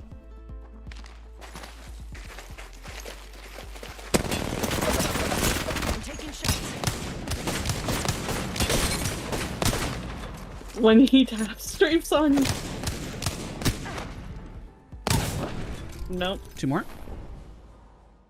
Okay, I want to give you guys a very big tip on how I play and why I'm able to assess the things that I'm doing, okay? And you're probably noticing as you keep playing me that it's only getting more and more difficult and I'm trying new things. This is how I managed to figure out my coaching style personally, and it might give some context on what I do. Okay, so while I have not played CSGO or Valorant, I understand those games to a very high degree. The franchise that I came from was Battlefield. Now, the reason why I understand Battlefield so well is that Battlefield requires a lot of positioning and pushing it over and over and working your way through chaos, which has helped me learn Apex Legends, but also at least I came in with some understanding of positioning and understanding how to react and do things. With that, one thing that I like about Battlefield and most games where you have to spawn over and over and over again is one thing that I'm really, really, really bad at, chat, is going in and assessing the situation correctly the first time, okay? That is my biggest weakness, is that for some reason, I have a hard time assessing from the first time. But what I'm really good at is constantly dying over and over and over again and pinpointing somebody's weakness. So when I used to play Battlefield, I would probably, if I start off the round really, really bad, and those that watch me in Battlefield, that after about 5 minutes, I would assess how the lobby is playing, and then I would be able to win. Now, in this game, what I do is that you can kind of read the lobby based on how fast they are pushing and how fast they are, how fast the lobby's dying, and then making adjustments based on gameplay. That's what my strengths and weaknesses are, because I'm able to assess how the lobby is playing and how individuals are playing. So if you're looking and you beat me the first time, so I'm trying different tactics to also pinpoint weak spots, but once I pinpoint your weak spots, that's the only reason why I'm able to coach. I don't consider myself a coach. I'm just able to tell what somebody needs to work on, because that is my strength, but it's also my greatest weakness. Does that make sense to everybody? So that's why I coach the way I do and why I think I find it effective. Don't worry, I'm going to give you this time back as well. So we'll probably end up probably about like 2:20, which gives us plenty of time, okay? So ready? Yeah, okay. 3, 2, 1, go.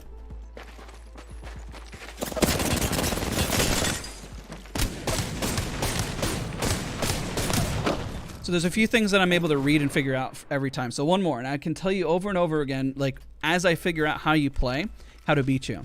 I did the same thing with Hollow. I've done the same thing with pro players. I usually start off really bad, and then over time I'm like, okay, I figured it out. Basically, you're a counterpuncher in boxing. Essentially, yes. But the hard part about that is, if you're in a battle royale, it's really hard to counterpunch when you get 1 life, right? And so it's you have to be able to read the situation and the type of player. So the way I learn is through sheer trial and error and messing up over and over and over and over and over and over and over again. All right. So ready? Okay, wait. I learned how to not. Okay, I figured out how not to like, I guess, grip the side like mantle. Yep. All right. All right. So I'm gonna go back and one more time of this, and then I'm gonna assess things that you're strong at and things you're weak at. Ready? Got it. 3, 2, 1, go.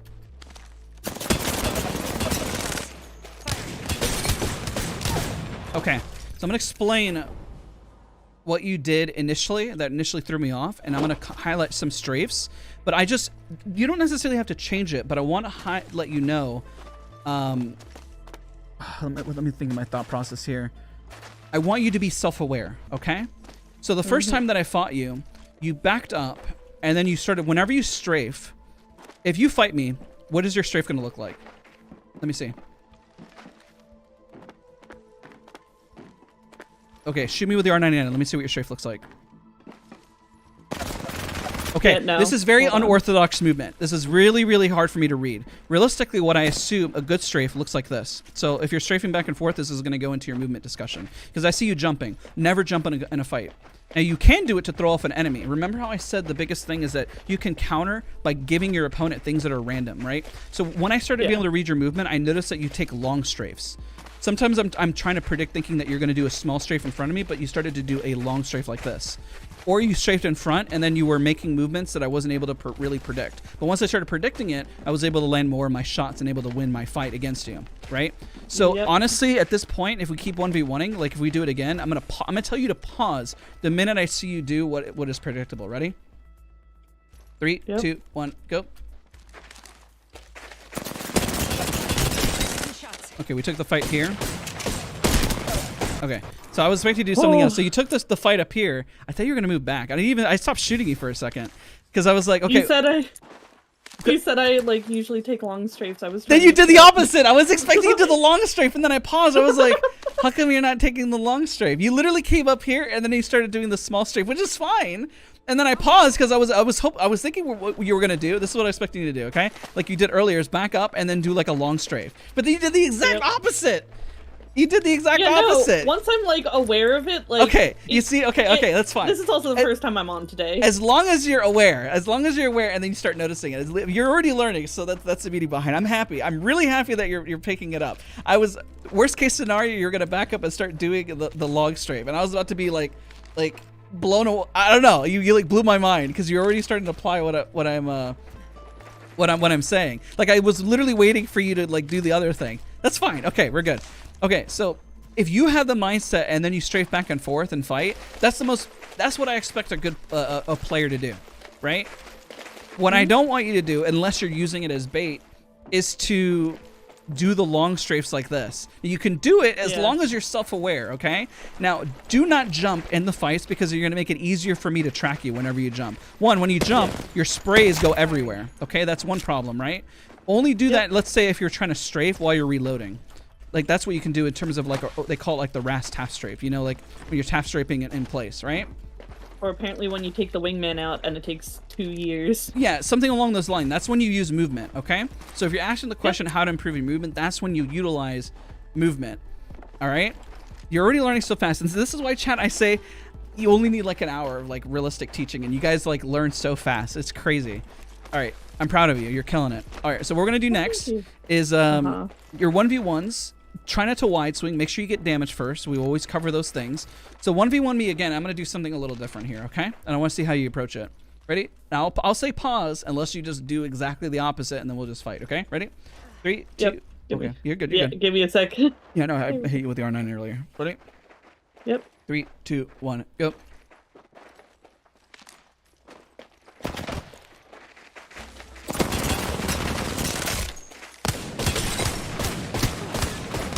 Okay, so you're probably wondering why did I shove you in that I should have backed up to this corner, to be honest. Well, why did I shove you?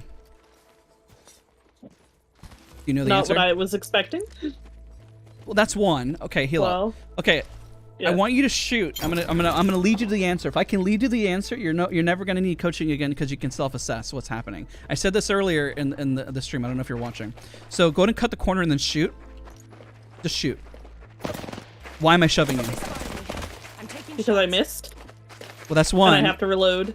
Yes, and what? How much bullets do you think you have in your mag now?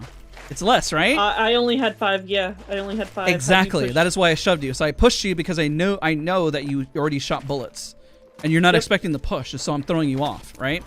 I need for you to be very self-aware that if you hear footsteps and that the enemy may push because you shot, bullets matter in a 1v1. Okay, so let's go again. Yep. Ready? Because I decided to do something differently here. I decided to what happened if I played more patient rather than push you. Right? Yeah. If I play patiently against you and I dwindle you down, I'm confident that I might be able to win a lot more consistently. You notice that I started doing that. I started just going for the 1v1. Usually what happens when somebody starts reading it, I start slowing it down and I start waiting for mistakes. So self-assess. Did they reload? Did they do damage on me? Like all those things. So they're really, really important. Ready? 3, 2, 1, go.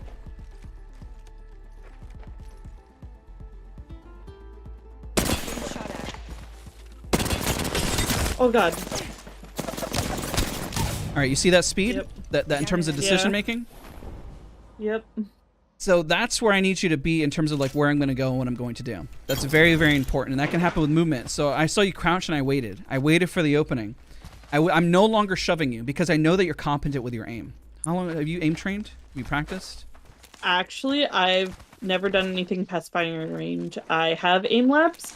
I just like have not used it yet. That's fine because your aim is pretty solid. Now we're going to see. Let me see because you said the wingman is a struggle. You're going to climb up top here. Yep. And you're going to just use the wingman, okay? Mhm. Ready? Yep. 3, 2, 1, go. Oh, you already came up here. Wait a minute, you're supposed to climb up, not already be there. You were like, be up there. Oh no, like that's you gotta climb up first. I went up and you're already there. I was like, what is this Wattson doing here? I am You're not already into in my Fragger. face, already shooting me. Wait a minute. All right, let's go again. Ready? So you climb up Yep. right here, and then you just hold the angle, then we shoot. Now I have the complete Yeah. high ground on me, like Obi-Wan, and then destroy me, and poor Anakin here with my legs cut off. Ready? Yep. 3, I'm now 2, entry. 1, go. And just stay up here, and you just gotta fight. Oh god. Okay, Yeah. do not drop. There's a few things with the wingman here because you said you're struggling with single tap.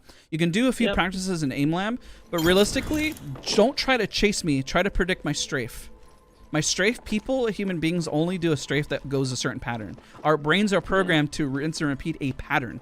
The only way you can break it is to be self-aware and then purposely break it. But if you're trying to break it mid-fight, it's really hard to do two things at once. Break a pattern while trying to read an opponent. This is very difficult to do, okay? So most people, Yep. whenever they strafe and they're under pressure, they'll just rinse and repeat a pattern. It's the only thing our brain can do is replicate a pattern, okay? This is how our brains are hardwired. I don't know how else to explain it. Somebody's got the science behind it, but it's just inherently what we do. If you say go, hit the button and a pattern, it's easier to do. And if somebody says hit the button and a pattern while doing a jumping jack, it's harder to, and they say now break the pattern and then introduce a new one. It's very difficult to do. That's why drummers, it's such a skill because they're breaking patterns while thinking of different things, right? Kudos to all the drummers out there. I actually used to play marimba. Actually, I still have to play marimba a little bit, but I used to do indoor percussion, so I'm used to it. There you go. You see, and it's a rhythm thing. It's why when I look at your rhythm and how you're playing, at first it was very sporadic. Now, if you can break a rhythm and be very self-aware, you'll be a very crazy, insane player. Use your strengths and your knowledge. If you're a drummer and you know patterns, you know how to break patterns, then you're going to be better at it. If you are a great speaker, then you're probably going to be a better IGL. If you have really steady hands and you're like a doctor, then you probably should play a higher sensitivity. See where I'm going with this? Use your strengths, ladies and gentlemen. Everyone is watching. Everyone has a strength. Everyone has a weakness. My weakness is, honestly, I get anxiety and I tense up way too much and then I overflick. That is my weakness. It's because like if I get too nervous, and when I was younger I would throw up. So how do I circumvent that? I lower my sensitivity. I let my adrenaline help me in that scenario. In this circumstance, I like to use raw Excel. Moments I have a low sensitivity and then I'm able to kind of like flick and then kind of do a lot of stuff, and that's just works for me. Everyone's gonna find something different. You have to find what works for you. Okay, ready? Now, we're going to climb up again, and now what you're going to do is you're going to slow down your shot and focus on my rhythm, okay? Just like a drummer. Focus on the rhythm in which I'm moving. Don't try to chase me. This isn't, you know the game Alien, or is it Contra Alien? You know how you're shooting the thing? You don't chase it, you shoot in front of it, right? Don't chase me. Know where I'm going to go. Okay, ready? 3, 2, 1, go. Don't chase me. Keep in the center if you need to. And then get used to the bullet velocity. There you go. There you go. I'm going to shoot back and forth. Keep going. You're good. Just keep taking shots. Don't be afraid to just keep whiffing. Just keep shooting. Keep shooting. There you go. I've been downed. Don't hesitate. Just shoot. Just shoot. Go, go, go, go. We're going to do this again. Don't try to hit me. Just hit me. Think of like the Matrix.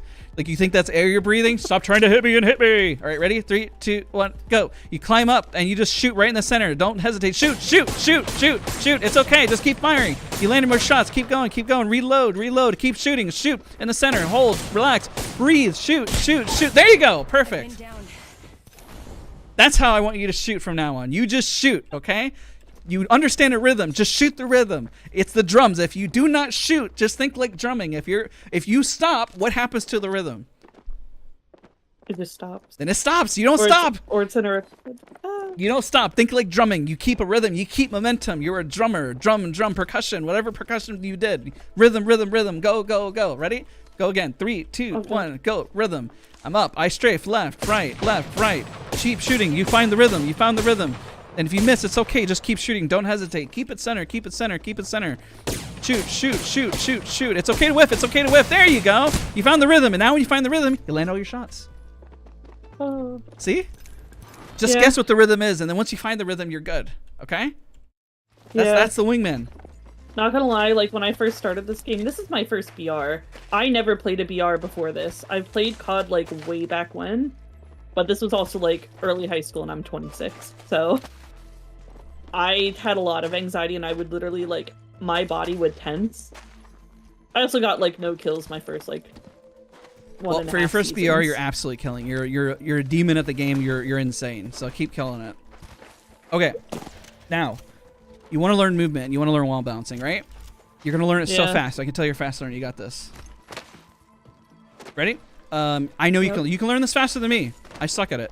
Okay? It took me, just so FYI, it took me forever to learn how to tap strafe. It took me forever to learn how to bunny hop, but you're gonna learn it much faster than me because you're better. Okay? Now, what you're gonna do? You're on PC, right? Yep. Okay. You're going to change your forward keybind, the second one, the next to W, right? Do you have your settings open? I now do. Okay. The key you're going to do scroll wheel up. Now for jump, you're going to do scroll wheel down. Got it? So when we do the keybinds, when you look at me here, ready? Yep. Let's go this way. Now let's do, it's going to be like Cobra Kai here. Ready? Show me scroll wheel forward. Scroll wheel forward. You're going to jiggle like this. Just scroll wheel forward. How are you moving like that? That is. What mouse are you using? Are you using the G502? Yeah. I knew it. I could tell. Okay, you got to press the button. Man, how did I? That's crazy. Okay, I was like, how is that so smooth? I'm like, how are you doing that? Okay, ready? So what you got to do is put the little okay, there you go. Don't let it free scroll because then the input's going to be too much, okay? So, scroll forward. Your first time live. Hi, Star. Welcome. It's great to have you here. Welcome, everybody. We're doing this live, so this is live coaching. I'm not perfect. I'm going to make mistakes. I'm going to screw up, but that's why I like doing it live because then you guys can see me screw up, you can see other people screw up, and that's how we all learn. Okay, so let's do this. Ready? So now I see scroll forward. Now I want to see your scroll wheel down. Ready? So you're just going to bounce like this. Ready? In a rhythm. Movement is actually all rhythm, and I know you're going to be able to do this, okay? Now, ready? Now, all you're gonna do when I see you slide jump towards the wall, because you show me what you think a wall bounce is. Oh, God. Yeah. So. Okay, we're gonna make it easier. So what you're gonna do is pretend you're flying at the wall like a crash dummy and hitting it like that. Hit it as hard as you can, like a crash dummy. But slide jump. You want to get the peak maximum momentum. So when you slide jump, and then hit the wall. That's the first step. Ready? Slide jump and then hit the wall. Just hit it. Just show like your hands like hit it. To where you stick on it like you're Spider-Man. So you're gonna slide, jump, Spider-Man. Ready? Slide, jump, Spider-Man. Hit the big wall here. Ready? You're gonna slide, jump, Spider-Man. Go, slide, jump, Spider-Man. Perfect. Yes. Okay. Now, whenever you Spider-Man, remove touching your keyboard on the left side. Have a leap of faith. Whenever you Spider-Man, then hit scroll wheel down. Okay. And when you remove your, don't press any input. You're gonna take a leap of faith. Remove your left. Yes, let's go! You got it. Look at that. See? Let's go. See, look how fast you learned it. No, wait, I was so bad at it. Like, I kid you not. I think I sat here for like 3 hours. There we go. That's crazy. Okay, that's gonna take me a...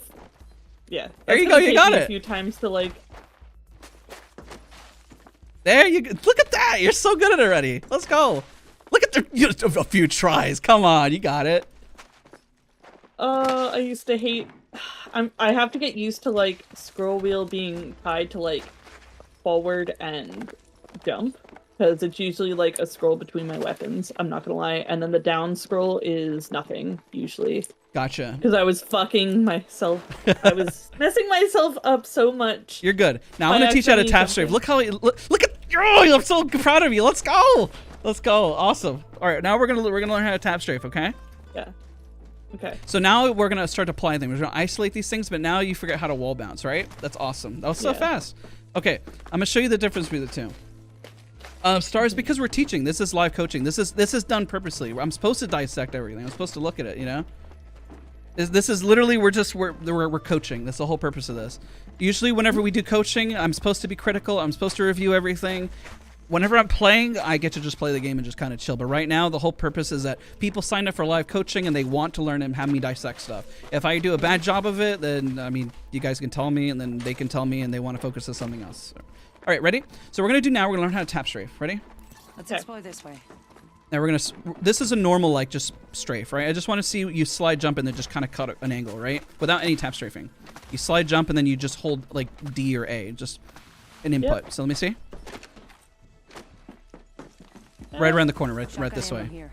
So you're gonna cut the corner and go like that. So just copy what I do there. Might be something good this way. Remember, another tip. When you're moving, this will help you with dead slides. When you slide jump, this will help you with everybody who's watching with dead slides. Ready? Slide jump, and then wait for your hands to come out. And if you're using an heirloom, wait for the heirloom to spin. So you slide jump. When your hands are out, you can use max velocity again. So go ahead and do that for me. Ready? Slide jump. Then wait for your hands to come out, and then you can slide again. Don't press the slide input again because you'll dead slide. So ready? Do it again for me. Slide jump. Run a little bit. You can slide again. We gotta wait for your hands. You gotta wait for the hands to come out. You see your hands, right? Yeah, I thought they were out. Okay. Are you also jumping with your scroll or with? Like, no. I'm just using space. You can use scroll. There you go. Yes. Much better. So slide jump and then wait. Slide jump then wait. I know it seems very basic, but I see a lot of players make this mistake. So let's do this a little bit up here because it's gonna help with your tap strafing. I promise. All right, let's go this way. Slide jump and then hold W. Slide jump and let me see it. There you go. Keep holding W. Slide jump. Wait. Slide jump. Wait. Slide jump. Wait. Slide jump. Now wait. There you go. You see the rhythm there? Does that make a lot more sense? We just go slide jump. Wait. Slide jump. Wait. Slide jump. Wait. If you need to wait a little longer, wait a little longer. There you go. All right. Now let's do the slide jump and let's try to cut that angle.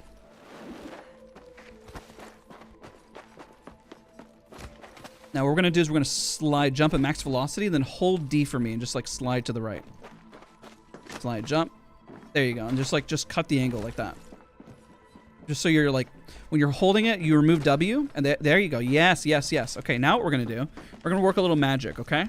You're gonna slide jump, and then when you cut the angle, you're gonna hold D, and then you're gonna spam the scroll wheel as you go up, okay? Actually, there you go. You see how it's sharper? Do you feel that sharpness? Go again. A little bit?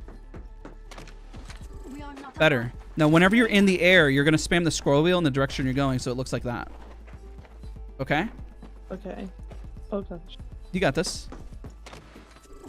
There, that was much better. That was much better. Try to make your peak of your jump be where the grenades are at, so it goes like this.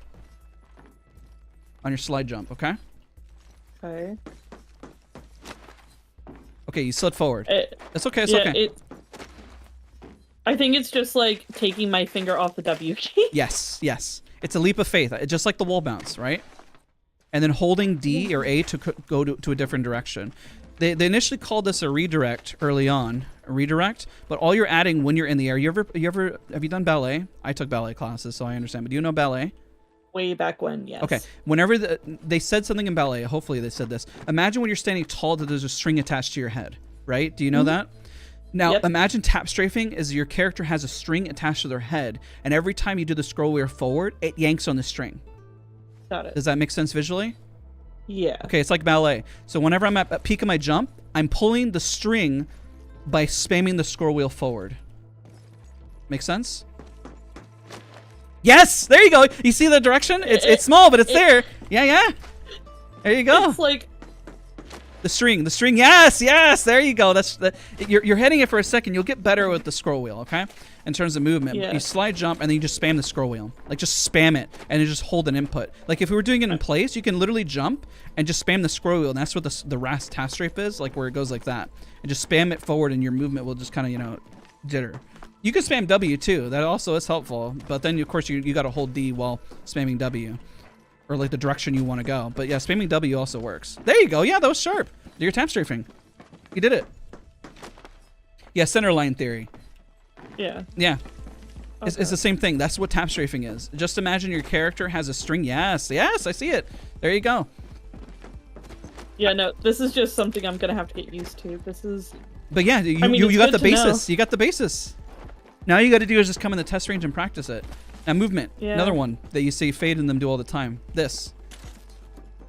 You know how to do that? Yeah. Let me see it. Yes, this is not... I feel like... Okay, there's an easier way. You're going to stand right here. This is the magic. You press your scroll wheel down and your input key at the same time. You don't even have to... When you move towards it, you're not trying to move your momentum towards it. All you're trying to do is just hit those two inputs right next to it, and you'll super zipline jump. Okay? So just stand right here, right next to it, right when you see it, and look at it. Spam scroll wheel down, and then there. Easy, done. You did it. Yeah. You can get that 10 out of 10 times like that. Now when you see Fade in them and they bounce around like this, all they're doing is they're moving their mouse left and right as quickly so they can bounce around. So when you see them, let's say in streamer building, you see them go up, and then they hit the zip line again, 1, 2, and then they shoot. That's how they're doing it, like broken down. 1, 2. Peacekeeper. Or even if they just do 1, shoot, right? Or if they want to do 1, 2, 3, and then after the third one it stops. So they limited it, so you can only do 3. But yeah, we can all be Walmart Fade. Walmart Fade, right? Off-brand. Now what you can do is you can add a tap strafe to this. So remember, the minute you do it, you can lurch and then spin. That's how you see Fade in them do the quick movements.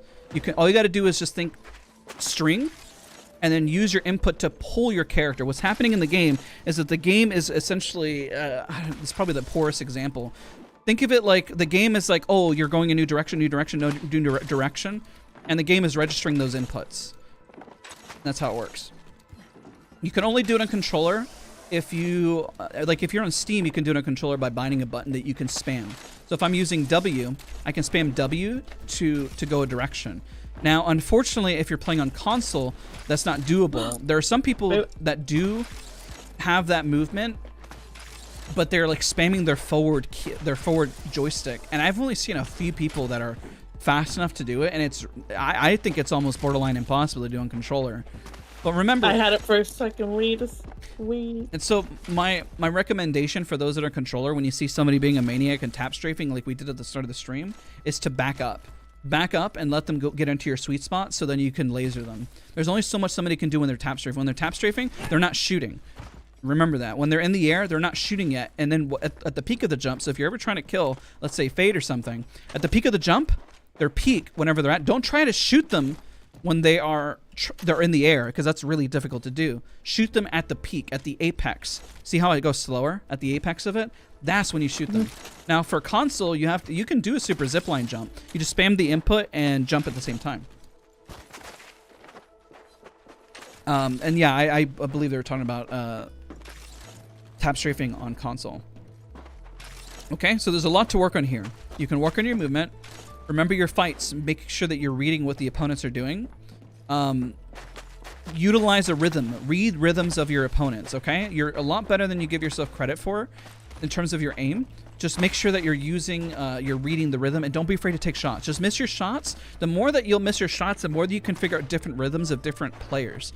I know I'm using like the fact that you're a drummer before I play percussion, but it's really better to pull from real life examples of this stuff because it'll make you much better in the long run, and you'll learn at an accelerated rate. Make sense? Yep. What else would you like to learn? Because I know we're kind of catering to what you're doing. I think like it's just like being able to put this into actual like gameplay. So that's at this point, like I have the basics. I apologize. I didn't mean to interrupt you, but you essentially isolated it. I didn't want to forget my thought. Crap. Okay, I got it now. I have to fixate on something, or else I lose my train of thought, and I don't want to lose it. Okay, so what you piece together, remember, we break every movement down to its bare minimum. Try to reverse engineer everything. That's the word I'm looking for. Okay, I almost forgot it. Reverse engineer. So you slide jump. That's the first movement, right? Slide jump, and the second part of it is the Spider-Man wall bounce. And then you can tap strafe after, remember? You just got to piece it all together and isolate it out into one component. That's how you piece it together. Oh wait, that's right. Slide jump into it. Yeah. Slide jump, Spider-Man. You got to make sure to hit it. Like, you got to hug that wall. You got to hug it. You got to become like Spider-Man on it. Once you touch it, and then remember, the reason why, remove your hand from your keyboard. Leap of faith. And then do the apex of the jump. It's okay. It's okay. Hey, let's go. There you go. See? Now just practice that. And it'll come with time, okay? Yep. There's other things you can do, like wall bounce and then tap strafe over it. Sorry, I ran into you. Over the wall to skip the animation. But let's not overwhelm you. Let's just isolate it and just practice the bare minimum. Just kind of do this in your spare time.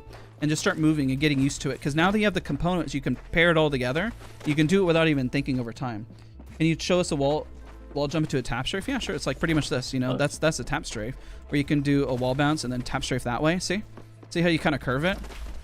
And then tap strafe around. Where you have like really good looking movement and then just kind of slide around. That's essentially where you do it. Tell her not to face away until after the wall bounce. Yes. Look at the wall only, and then at the last second, then you break away. You want to make sure you crash. I always say crash test dummy into the wall. You want to look at the wall. Don't try to move and look away until you've already crashed into the wall and you're hugging it. And then remove your hand off the keyboard. It's a leap of faith. So jump forward. No, you're good. Yeah. Sometimes it takes a step. There you go. It takes a step back to move 3 steps forward. It just takes practice. I know it looks really, really flashy and it's really impressive, but it realistically is not at the end of the day whenever you isolate it down, because I know anybody can do this stuff. And I'm confident literally anybody in chat can learn how to move. It just takes a little bit.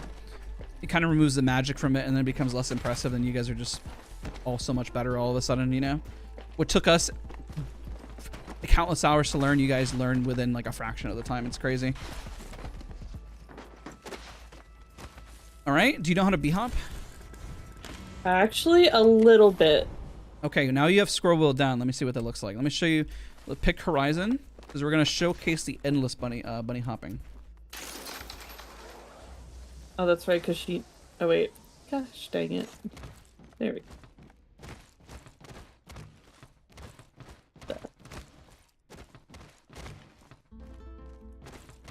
Now, once you come up, can you teach Guape Revenant movements? Yeah, I can. Wait, where are you? I'm at the very top up here, yeah. I don't really play Revenant, but essentially what he does is he'll incorporate a wall bounce. Here, I'm going to come up in a second, because Revenant can't really wall bounce as much. So essentially slide jumps and then goes into a wall climb. I need to extend a wall. Because you see how Revenant doesn't have as much of a wall bounce, but he uses it to stick if he needs to. And uses like a side climb. Oh my god, I suck at Revenant. Yeah, Revenant is not my... And then moves, but what he's mastered is a slide jump into the wall. Let me find an extended wall so I'm not like cutting myself short. He goes and slides jump and then goes into the side wall, but then like there you go, like that. But he's mastered it to the point where he's able to hug the wall, and he spent a lot of time. Like there you go, see? But what he's able to do is keep it consistent. I guarantee some of his exercises include coming in the test range and going like there, like that, but then making sure that he doesn't go up, but keeping it like at a nice angle. And that takes a lot of practice, because in other legends, you don't really do that.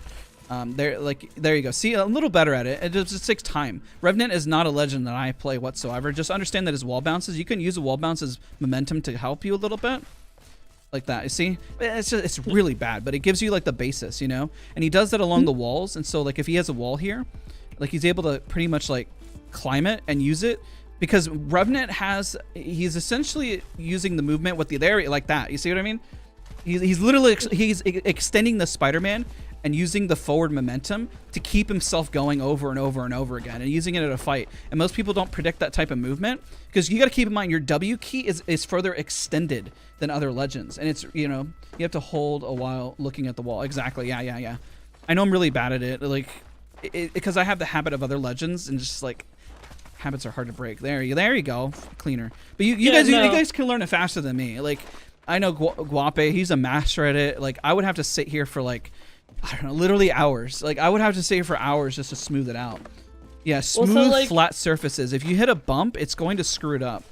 But like, you know, streamer building, when he does it, he does it so smooth. Like this is a rigid surface, but if this was a nice clean one where he can like look around, then like that. But like it has to be a smooth surface. So what's a smooth surface to practice on? Essentially, you got to look for objects in the test range and then just practice it. Yeah. Oh yeah, like this one over here. Let's see here. Like if he was doing this one, and then like went around, but then if he just kept like circling it, what's a good pillar to do it on? You'll find something. You just got to look at the geometry, and then find like, if I could find like just a pole or like a pillar, that'd be really nice.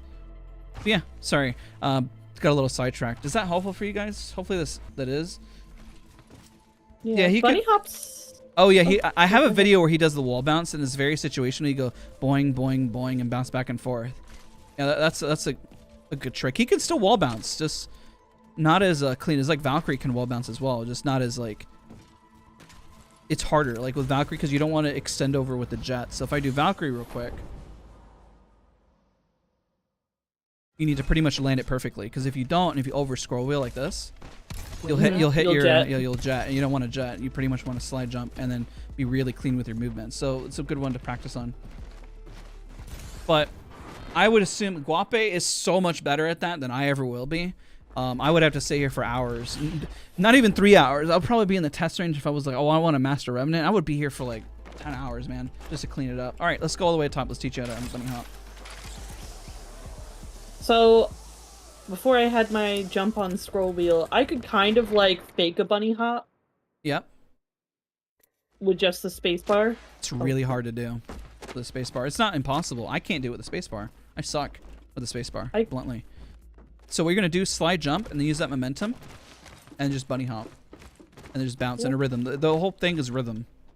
That's why I say movement is all like a flow and a rhythm, and it helps so much. If anybody who's watching, remember movement and like rhythm is there you go, see? Rhythm is everything. Oh, bounce, I don't even have to touch my scroll wheel half the time.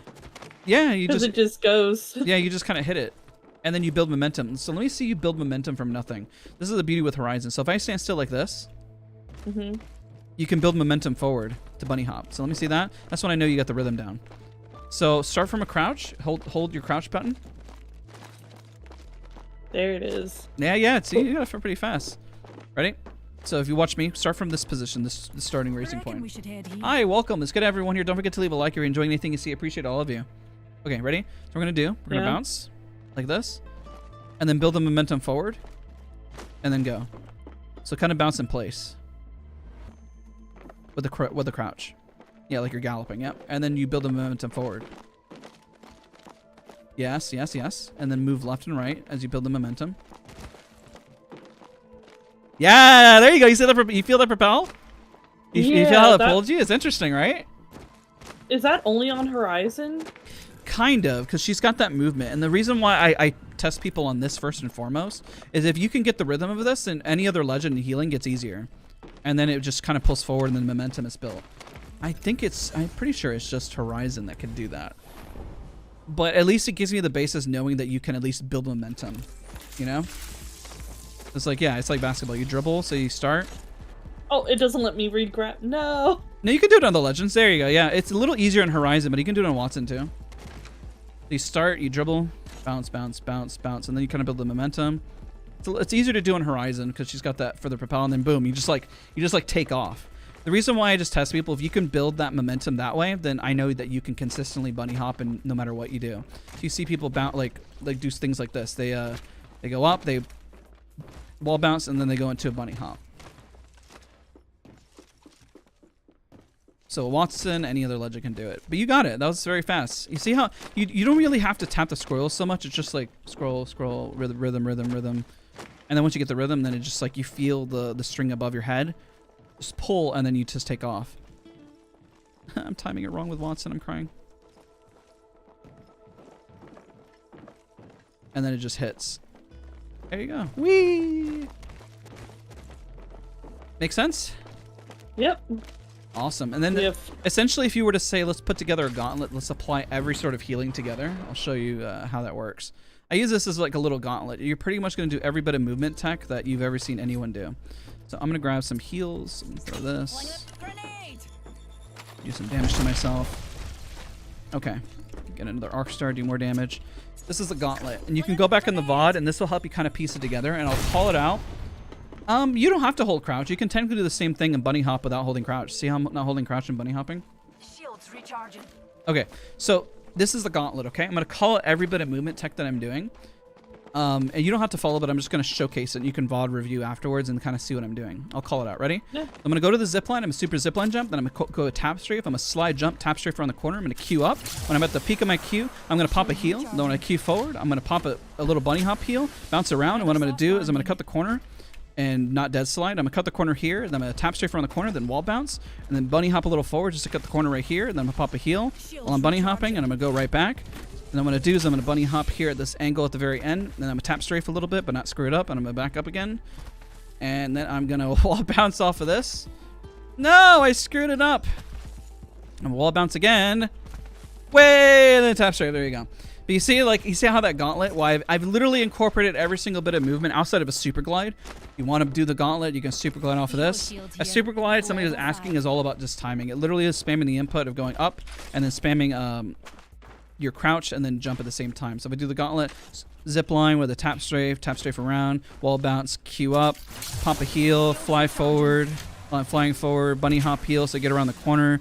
I can grab this armor swamp if I want to right there. Then I slide jump, tap strafe, wall bounce, and then I do a harder wall bounce at the very end here, and then tap strafe while I'm doing it, and then boom. That was much clearer. That was way better. But yeah, you see, like all it is when you break it down was a bunch of different things. It was a bunch of different things that we do in slow motion, essentially, and break all this stuff down. It's like zip line jump, tap strafe, slide jump, tap strafe, wall bounce, slide jump, tap strafe, wall bounce, queue up, dance and queue, push forward, hold crouch, bounce, hit a heal, bunny hop heal, left, right as they're moving, then slide jump, or not, wall bounce, and there you go. There you go. Not perfect, but I mean, that's a good gauntlet to kind of say you understand pretty much every single movement tech that's in the game for the most part, and you can do all the little things if you want, and then, you know, makes it hard for people to hit you. Yeah. So there's 3 minutes left in KC. Oh, I know you want to do KC so bad. I do. I love KC. I hate Stormpoint, but all right, let's queue up in KC. Let's go before we miss it. Go. But yeah, I love KC. KC, I just like. Obviously, for ranked, it's obviously. I thought you were joking. You like KC? Tight. I like KC. No, what's wrong with you? No one agrees. No one agrees with me. Who are but you? I like KC. I hate Stormpoint, especially for pubs. It's just it's too big of a map. It is boring for pubs. KC for ranked is a pain though. Yeah, well, just because everyone's on top of each other and you can hear everything from either side of the map. True. Divided Moon though is supposed to be bigger playable area than Stormpoint, so I'm a little concerned. We'll see. But I mean, it looks like they have some nice mechanics in it. Did you see the one of the data miners? Apparently there's a way to, I think they're gonna release it come split. Oh wow. Like almost like a golden ticket where like you can kind of earn your way into seeing like a sneak peek. Oh, that's crazy. No, I honestly, I'm gonna be blunt, I don't really look at any data mining or leaking, just because I'm like, I try to just focus on like the current and now and not stress about what's coming in the game. That's it. Just so I don't I'm get- not stressing about Just it. so It I don't get kinda disappointed, you know? I'm like I'll look at it and I'll get excited and then I'll get disappointed and then I'll get sad. You know what I mean? Yeah. Oh. Are you masters this season? Yes. Yes, you are. I am finally plat this season. I used to be like plat 1 before they made the rank changed, and then last season I just kind of was like, I don't feel like doing it. Yep. Gotcha. Go wherever. Okay, now with movement, remember that it doesn't come right away, and over time as you keep practicing it, you start to, like, what's the word I'm looking for? You start to be like, oh, I can do this here, I can do this here, and the application takes a little time. They got purple. Okay. As a heads up. Remember where you try to land on guns. Because technically I just grabbed all the guns. Yeah, I'm taking. Got a car. Nice. Is this so you take the height? So just remember to land where you know there's going to be guns. Holding for you once you get a gun. We can rotate. I got a car. Okay, let's go this way. Gonna track down some loot here. Heal up in a second. I don't know where they went. Recharging shields. There's a wing-a-ding. I don't know if they stuck around, to be honest. They ran. Not sure why. No, I thought I heard someone. Oh, you did? Okay.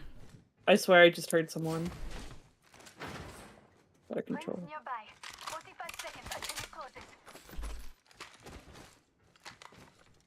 So the best tip I can provide when you're going off drop is to loot in your own pattern until you need to reconvene all together. So try not to follow initially.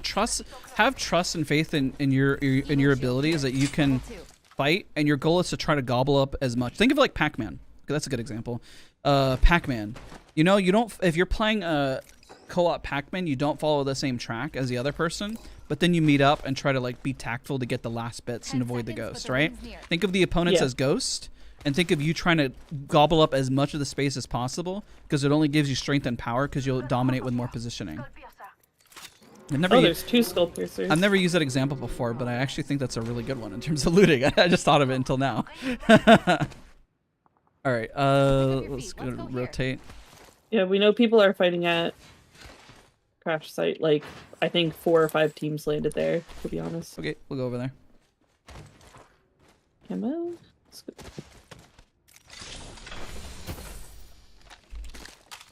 Dropping my light if you need light. Here, I'm here. Ooh. Extra light is There's a never new kill leader. Old one's dead or turned sliding off. on. Care let's go package push 'em. coming down. Replenish the stores. They're fighting inside.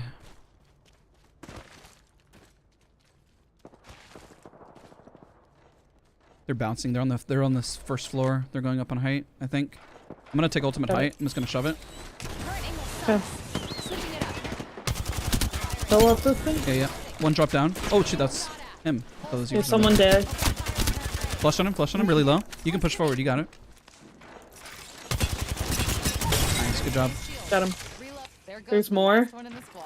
Coming up. That's you on the zip, okay. I killed the other guys, and they were both instas. Yeah. A new Let's see what's on that gold box. I assume it's gonna. Mid-range.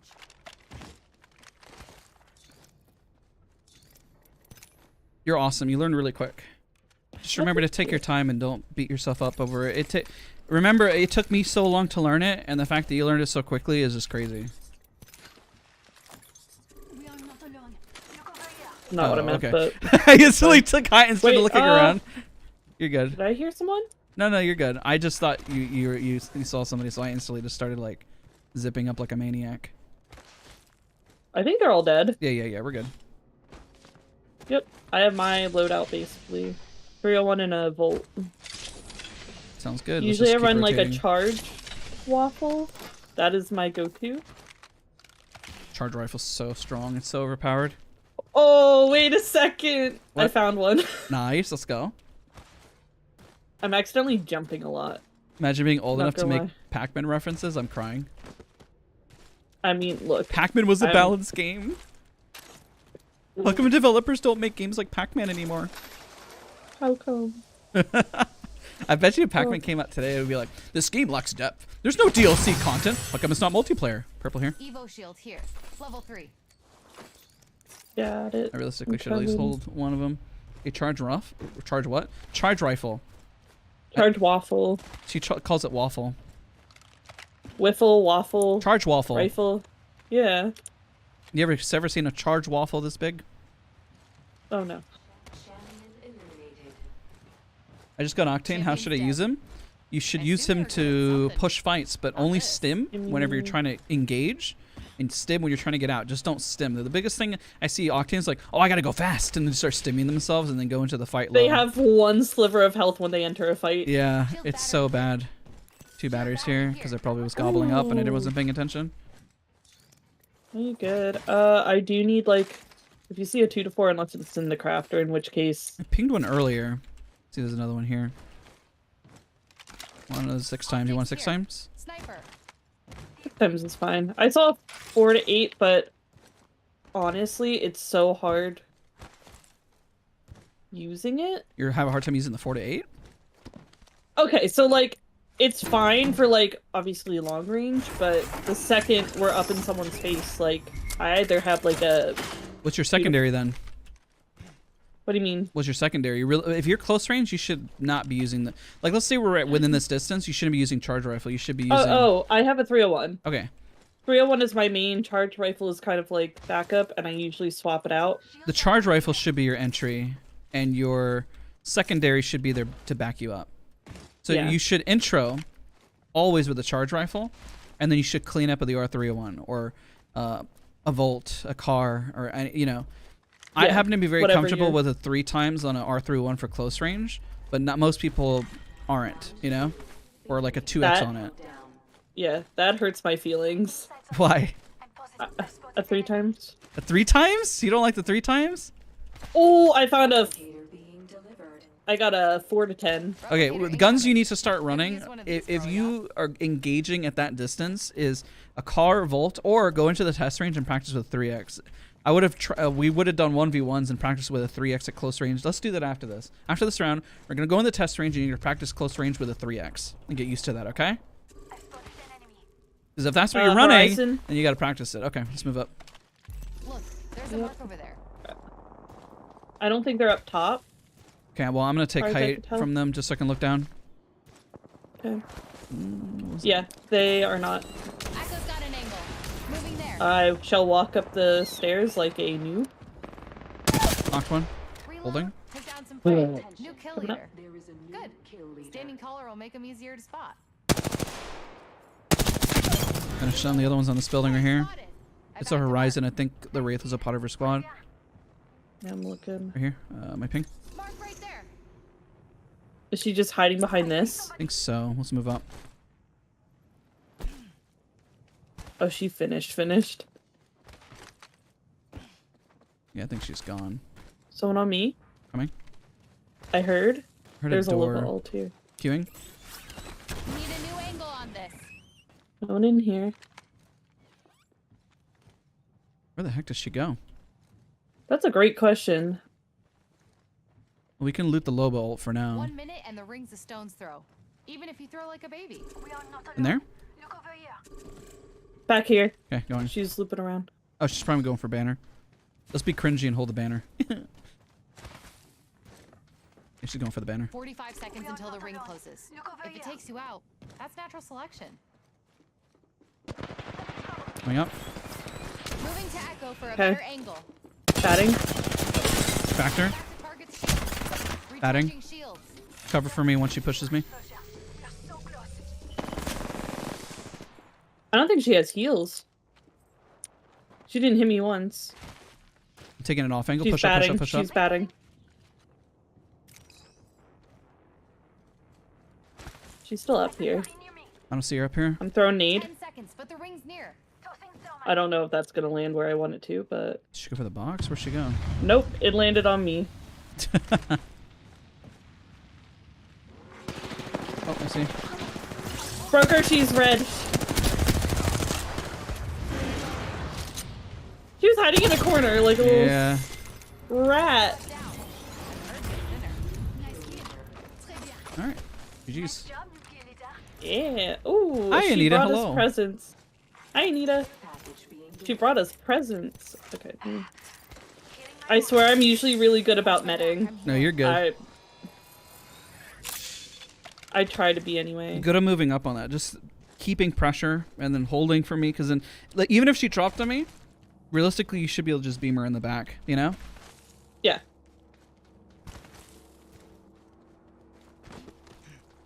She was definitely taking her time sweating.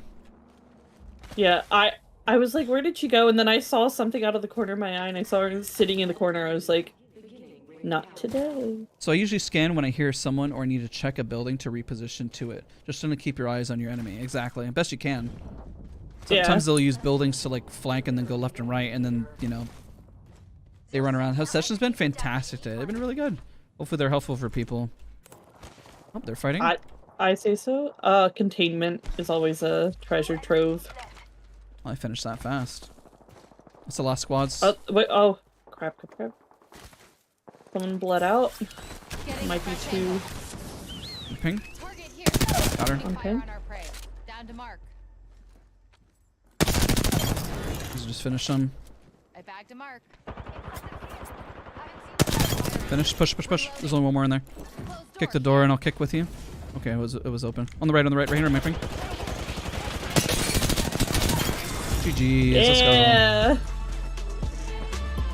It'll get there in time in terms of like, Wattson is so difficult. You have to essentially be ahead of your squad so then you can get there to the fight. That's why I'm always a psychopath when it comes to Wattson. Is like, I'm pretty much going to be running at as like mock speed as possible so that I don't fall behind. But yeah, that's my only issue. I mean, also duos, like if you're not running like Octane, Valk, actually Octane basically, or even Pathy. now we're gonna let's go on the test range for the last few minutes here, and we're gonna practice the R301 with a 3x in close range. Okay? Yeah, it's not that I can't do it. It's that like I just hate doing it. I know if you hate doing it, I mean that, but unfortunately that's gonna be where you're fighting. You know what I mean? Yeah, I mean that's why gun run has been kind of helpful, because it's forcing me to use guns I don't normally do. But then I'm also going up against the worst matchmaking in history. And you can either adjust your sensitivity or just get used to moving your arm a ton. Try not to lift your mouse too much. Yeah. You can use it as a technique. I know Fade and others lift a lot, but it takes a lot to master that technique. And it looks really flashy. It looks really good. Essentially, it's like the constant lift, where you're kind of looking around. And it looks very aimbot-ish. So I feel like if you look back on the stream, it's like if I'm looking at like different spots and like,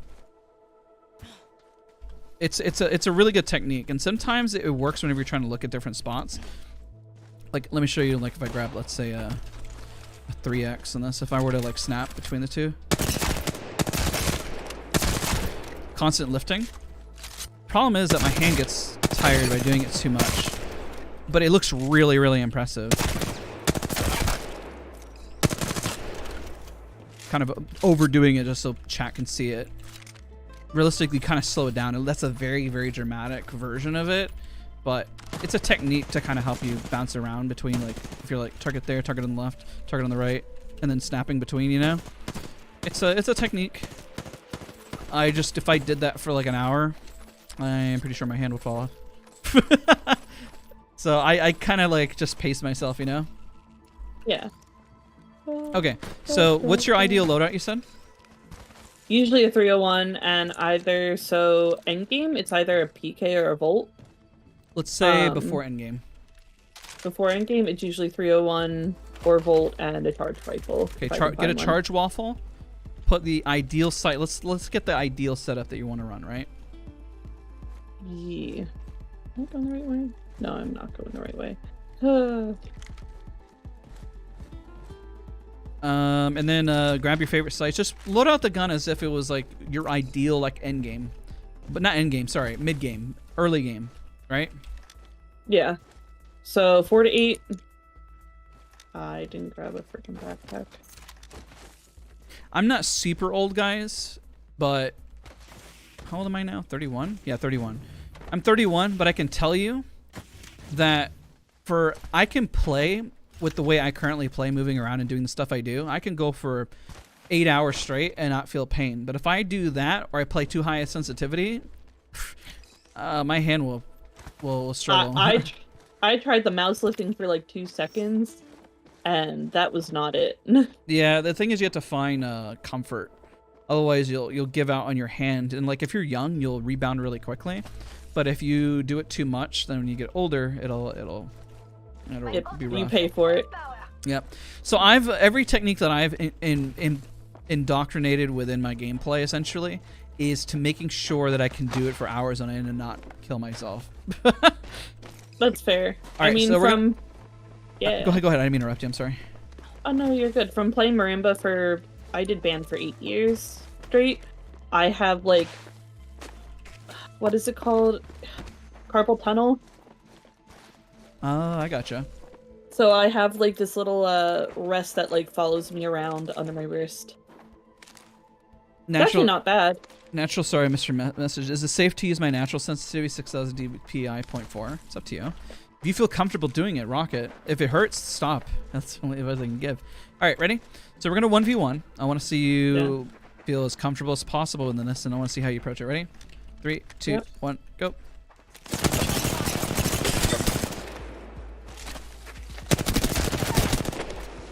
Were you hip firing or ADSing? I was pre-fire or hip firing. Okay. Now I want you to ADS at that close range. I want you to get used to it. Because I ADS during that whole fight. Ready? And this is the reason I'm having you do this, because I want you to realize that, because the hip fire with this can be a little unreliable in terms of the way it spreads. And I want you to get used to within that range to 80 ADS, ideally, so you can land more of your shots. There's nothing wrong with hip firing once you land that distance. But if you're going to shoot at the distance, you might as well run a car SMG, a Volt, instead of running an R301 or charge rifle towards the end. Because remember, if you got a charge rifle R301, I really employ everyone to run your ideal loadout to the very end. Now, if you mop a team at the end and you swap to a close range, that's fine. But remember, you have to win that fight before you switch, right? The only thing you can do is switch at this point. Or you have to win with this loadout. So ready? 3, 2, 1, go.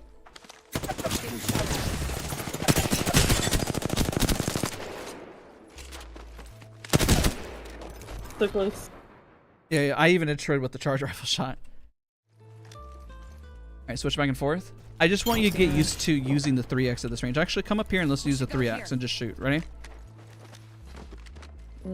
3, 2, 1, go. Nice. Enemy down. I love the 3x so much, so this feels very comfortable within this range for me. Ready? Just about. Okay. 3, 2, 1, go. Enemy down. Now, it's only going to get more difficult when you get hit, because you know what happens when you hit flush, right? Yeah. Okay, just making sure. I had somebody who was a master player that told me yesterday they didn't know what I was talking about. I was like, what? All right, ready? 3, 2, 1, go. Enemy down. Oh, you're just landing more of your shots. It's okay. So this next one I'm not going to shoot. Ready? Because I want you to get used to. Now you got used to the pressure. I want you to shoot me, and I'll still strafe and ADS as if I'm doing the same thing. Ready? 3, 2, 1, go. Better. Now, careful with your jump up. Clean up your movement whenever you're climbing up. Make it very, very deliberate so you don't bounce up in the air first, because otherwise it'll, you know, cut down time. Ready? Yeah. 3, 2, 1, go.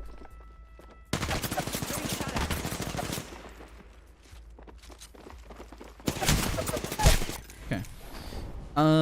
Trying to think of tips and advice I can give. So hold your ADS and just try to shoot past me, like shoot where I'm at right here. And when you shoot, try... You know what the recoil pattern is, the R301 initially, right? Yeah. Don't pull it down as much as you think. Pull focus more, focusing like pulling to the left, if you can. So feel a little... Oh, yeah, I think there's a little more. Okay, now shoot me. Okay, now I'm gonna move a little bit. Yep. I'm gonna move without... Don't try to track me, just focus right in the center, okay? I'm gonna Yeah. ADS this time, and I'm gonna barely move with that ADS because there's only so much I can move. Okay. Yes, yes. There you go. I love it. Makes me happy whenever it hits. Right. Go again. Yep. Oh god. Just don't jump. It's okay. Yes, I love it. Perfect. All right, and then we're gonna do. I'm gonna drop. I'm gonna shoot back. I don't expect you to do as much damage, but you may surprise yourself. Okay. Just remember, focus in the center where I'm at, and don't try to like track me. Just try to focus on the recoil and keeping it steady. Okay. Yeah. 3, 2, 1, go. Better. See, you're already doing more damage. It's better. I know that aim punch in the end is a real kick. So what I'm gonna do, I'm gonna pause for a second and say, I'm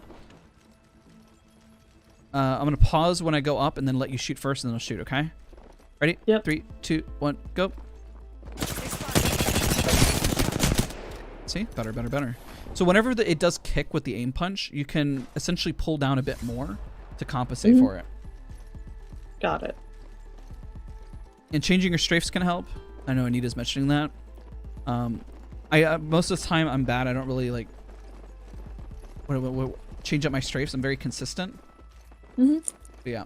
Tip: she's movement to the side left instead of walking to the right first to counterbalance. True. That's all. You can also use your strafe to kind of mitigate for your recoil pattern as well. Yeah. Ready? 3, 2, 1, go. Enemy down. And if you need to jiggle with your strafe to kind of counter the recoil, focus more on the recoil than trying to dodge. That's probably my advice, you know? Yeah. So I'm going to jiggle. I'm going to do the same thing, but I'm going to have you just like, it's almost like, it's like jitter aiming, I guess, but not really, but you're just using your strafe to counter the recoil to kind of keep it center. The more you keep it center and shooting me, the better, okay? Ready? 3, 2, 1, go. All right, go again. You should be able to one mag me. I believe you can do it. I'm gonna keep doing that, and you'll just get that. I know I can. I know you can do it. Ready? 3, 2, 1, go. Yeah, there you go. All right, nice. I like it. Like, I know I can do it. It's just a matter of actually. Yeah, yeah. And then, but you keep doing it now. It's only gonna get better and better. 3, 2, 1, go. Better, better, better. At least it's consistent, you know? You're so close to just nailing all of it. Focus more on the chest level, like I was mentioning earlier, and let the recoil do the work for you. 3, 2, 1, go. A little more damage. That's good. It's always that last little bit. You know why? The last little bit of the recoil does like a little circle pattern. So when you get to the very end, you essentially have to like jiggle a little bit just to get that off, you know? So I know it. I don't really jitter aim, but at the very end, you like when you shoot the wall right here, you'll notice at the very end of the recoil that it goes like into a weird circle pattern. Essentially, you know, like the line, the way it looks. It does this like weird like spin or arc at the very end of it, and it's super weird. Only the R301 has that like jiggle at the end. Okay. Oh, yeah. I'm out of light ammo. Hold on. All right. Oh, we're also at 220. I don't want to keep you. We'll go again. Just a few more. I want to make sure you get this first, and then we'll head out. Ready? Yep. 3, 2, 1, go. Wait. Ah! I'm shooting him! I said I had to. Wait, I said I had to grab light ammo. No. I'm just kidding. I was literally out. All right, ready? Down horrendous. Yep. 3, 2, 1, go. Oh, I didn't reload. Okay, we'll start over. Ready? We'll do 3 more, and then we'll wrap up everyone. Okay? Yeah. 3, 2, 1, go.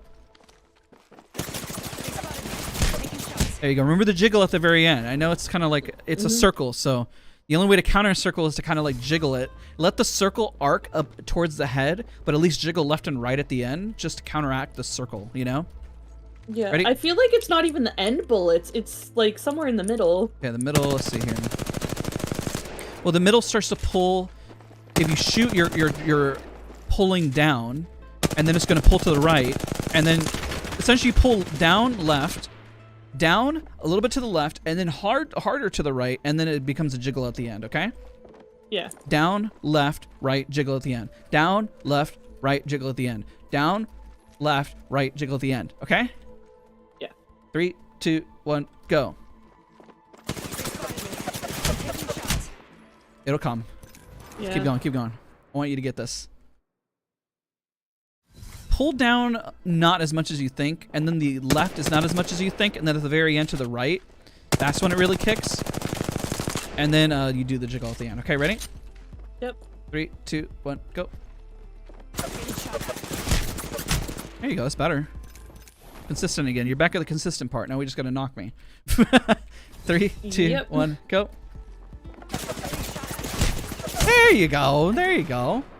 So you're strafing. I'm just gonna stand still. Sometimes that's like no one expects me to just like stand. Yeah, I mean, realistically, if you got the jump on the opponent, you're not gonna use your strafes to help you. If you know that it's gonna pull a little to the right, then you strafe to the left, and then vice versa and back and forth, and you can jiggle your strafe to kind of help you keep it center. You know what I mean? Yeah. That's what somebody was mentioning in chat, and I agree wholeheartedly with that because I do that a lot. Ready? Yep. 3, 2, 1, go. There you go. That was better. That was more damage than we're above the consistent mark. Even if you make a step backwards, at least I know you got this. Ready? 3, 2, 1, go. There you go. All right. There we. I think you got it. I think you got it. Yeah. All right. Yeah. Thank you so much. Yeah, no Daz. worries. You learned a lot today. You got wall bouncing. We got tap strafing. You got to incorporate it in. Just remember to keep up as a Wattson because you're gonna always fall behind because Wattson doesn't have mobility. So I'm crying. But practice your R301 with a 3x 2x4. Focus. If that's your loadout, make sure that you're confident using it close range. Okay. That's your goal. All right. Because if you're confident you do that, even if you do half that damage, let's say we have 24 bullets and I go 1, 2, 3, 4, 5, 6, 7, 8, 9, 10, 11, 12, 13, 14. It's 14. Let's see a stack. 182 damage about. Just rounding, okay? Yep. But it does 14 damage. And yeah, let's see. Let me put it in a calculator. 14 times 196. Yeah, it was roughly. It was pretty close. All right. Well, thank you so much. I appreciate you for hopping into the coaching session. Hopefully you learned a lot. Ping me if you have any questions, okay? Yeah, sounds good. All right. Have a great day. Thank you so much. Yeah, you too. All right. Bye. Bye. All right, everybody. I have to wrap up. That's it for today's coaching session. I'm going to leave this as a VOD. Hopefully it's helpful for anybody out there. Thank you so much for all the support, guys. Don't forget to leave a like. I have no idea how the stream went because I didn't even tab out to look. So hopefully it did good. I just appreciate you guys. I'm going to do this again in 2 more weeks, okay? We're going to do another set of these. Hopefully it's helpful. Again, I just want to remind people, I'm not literally the best coach at this. I don't classify I don't classify myself as a coach. I'm just a guy that's trying to help. I make a lot of guides. I just teach whatever I see because I suck at this game at times and I've learned a lot and I've improved a lot. I've shoutcasted these things professionally. I played at a pro level. I played it not at a pro level. I played like trash. I played well. And I just want to share that with you guys. The reason why I share it is because I wish somebody shared this stuff with me whenever I was growing up in gaming, and I just built a lot of bad habits and I played like garbage for so long. And it makes you, I would say if there was any regret, I wish I had somebody do this for me. And that would have been so nice. But that's why I'm giving it to you guys, hoping that it helps somebody out there. Thank you guys so much for watching. And yeah, I'll see you guys all in the next coaching session next week. We're just going to chill. I'm going to do the focus comm thing. We're going to do focus comm. And then the week after we'll do coaching, and then we'll probably vibe again. But I'm going to reincorporate these things again. And we're going to do a lot more coaching sessions for everybody. They're free. They're in the Discord. I don't charge for this. I unfortunately don't really have sessions that I do outside of this, and the reason why is just because I'm limited on time, and I try to make as many videos as I can, and sometimes I'm out of time, and it's really hard. Natural curve, yeah, I'm still using natural curve. But thank you guys. I get overwhelmed by all of you guys and the fact that you guys are watching and leave likes and support. I'm rambling at this point, but it really means a whole lot. I don't deserve it.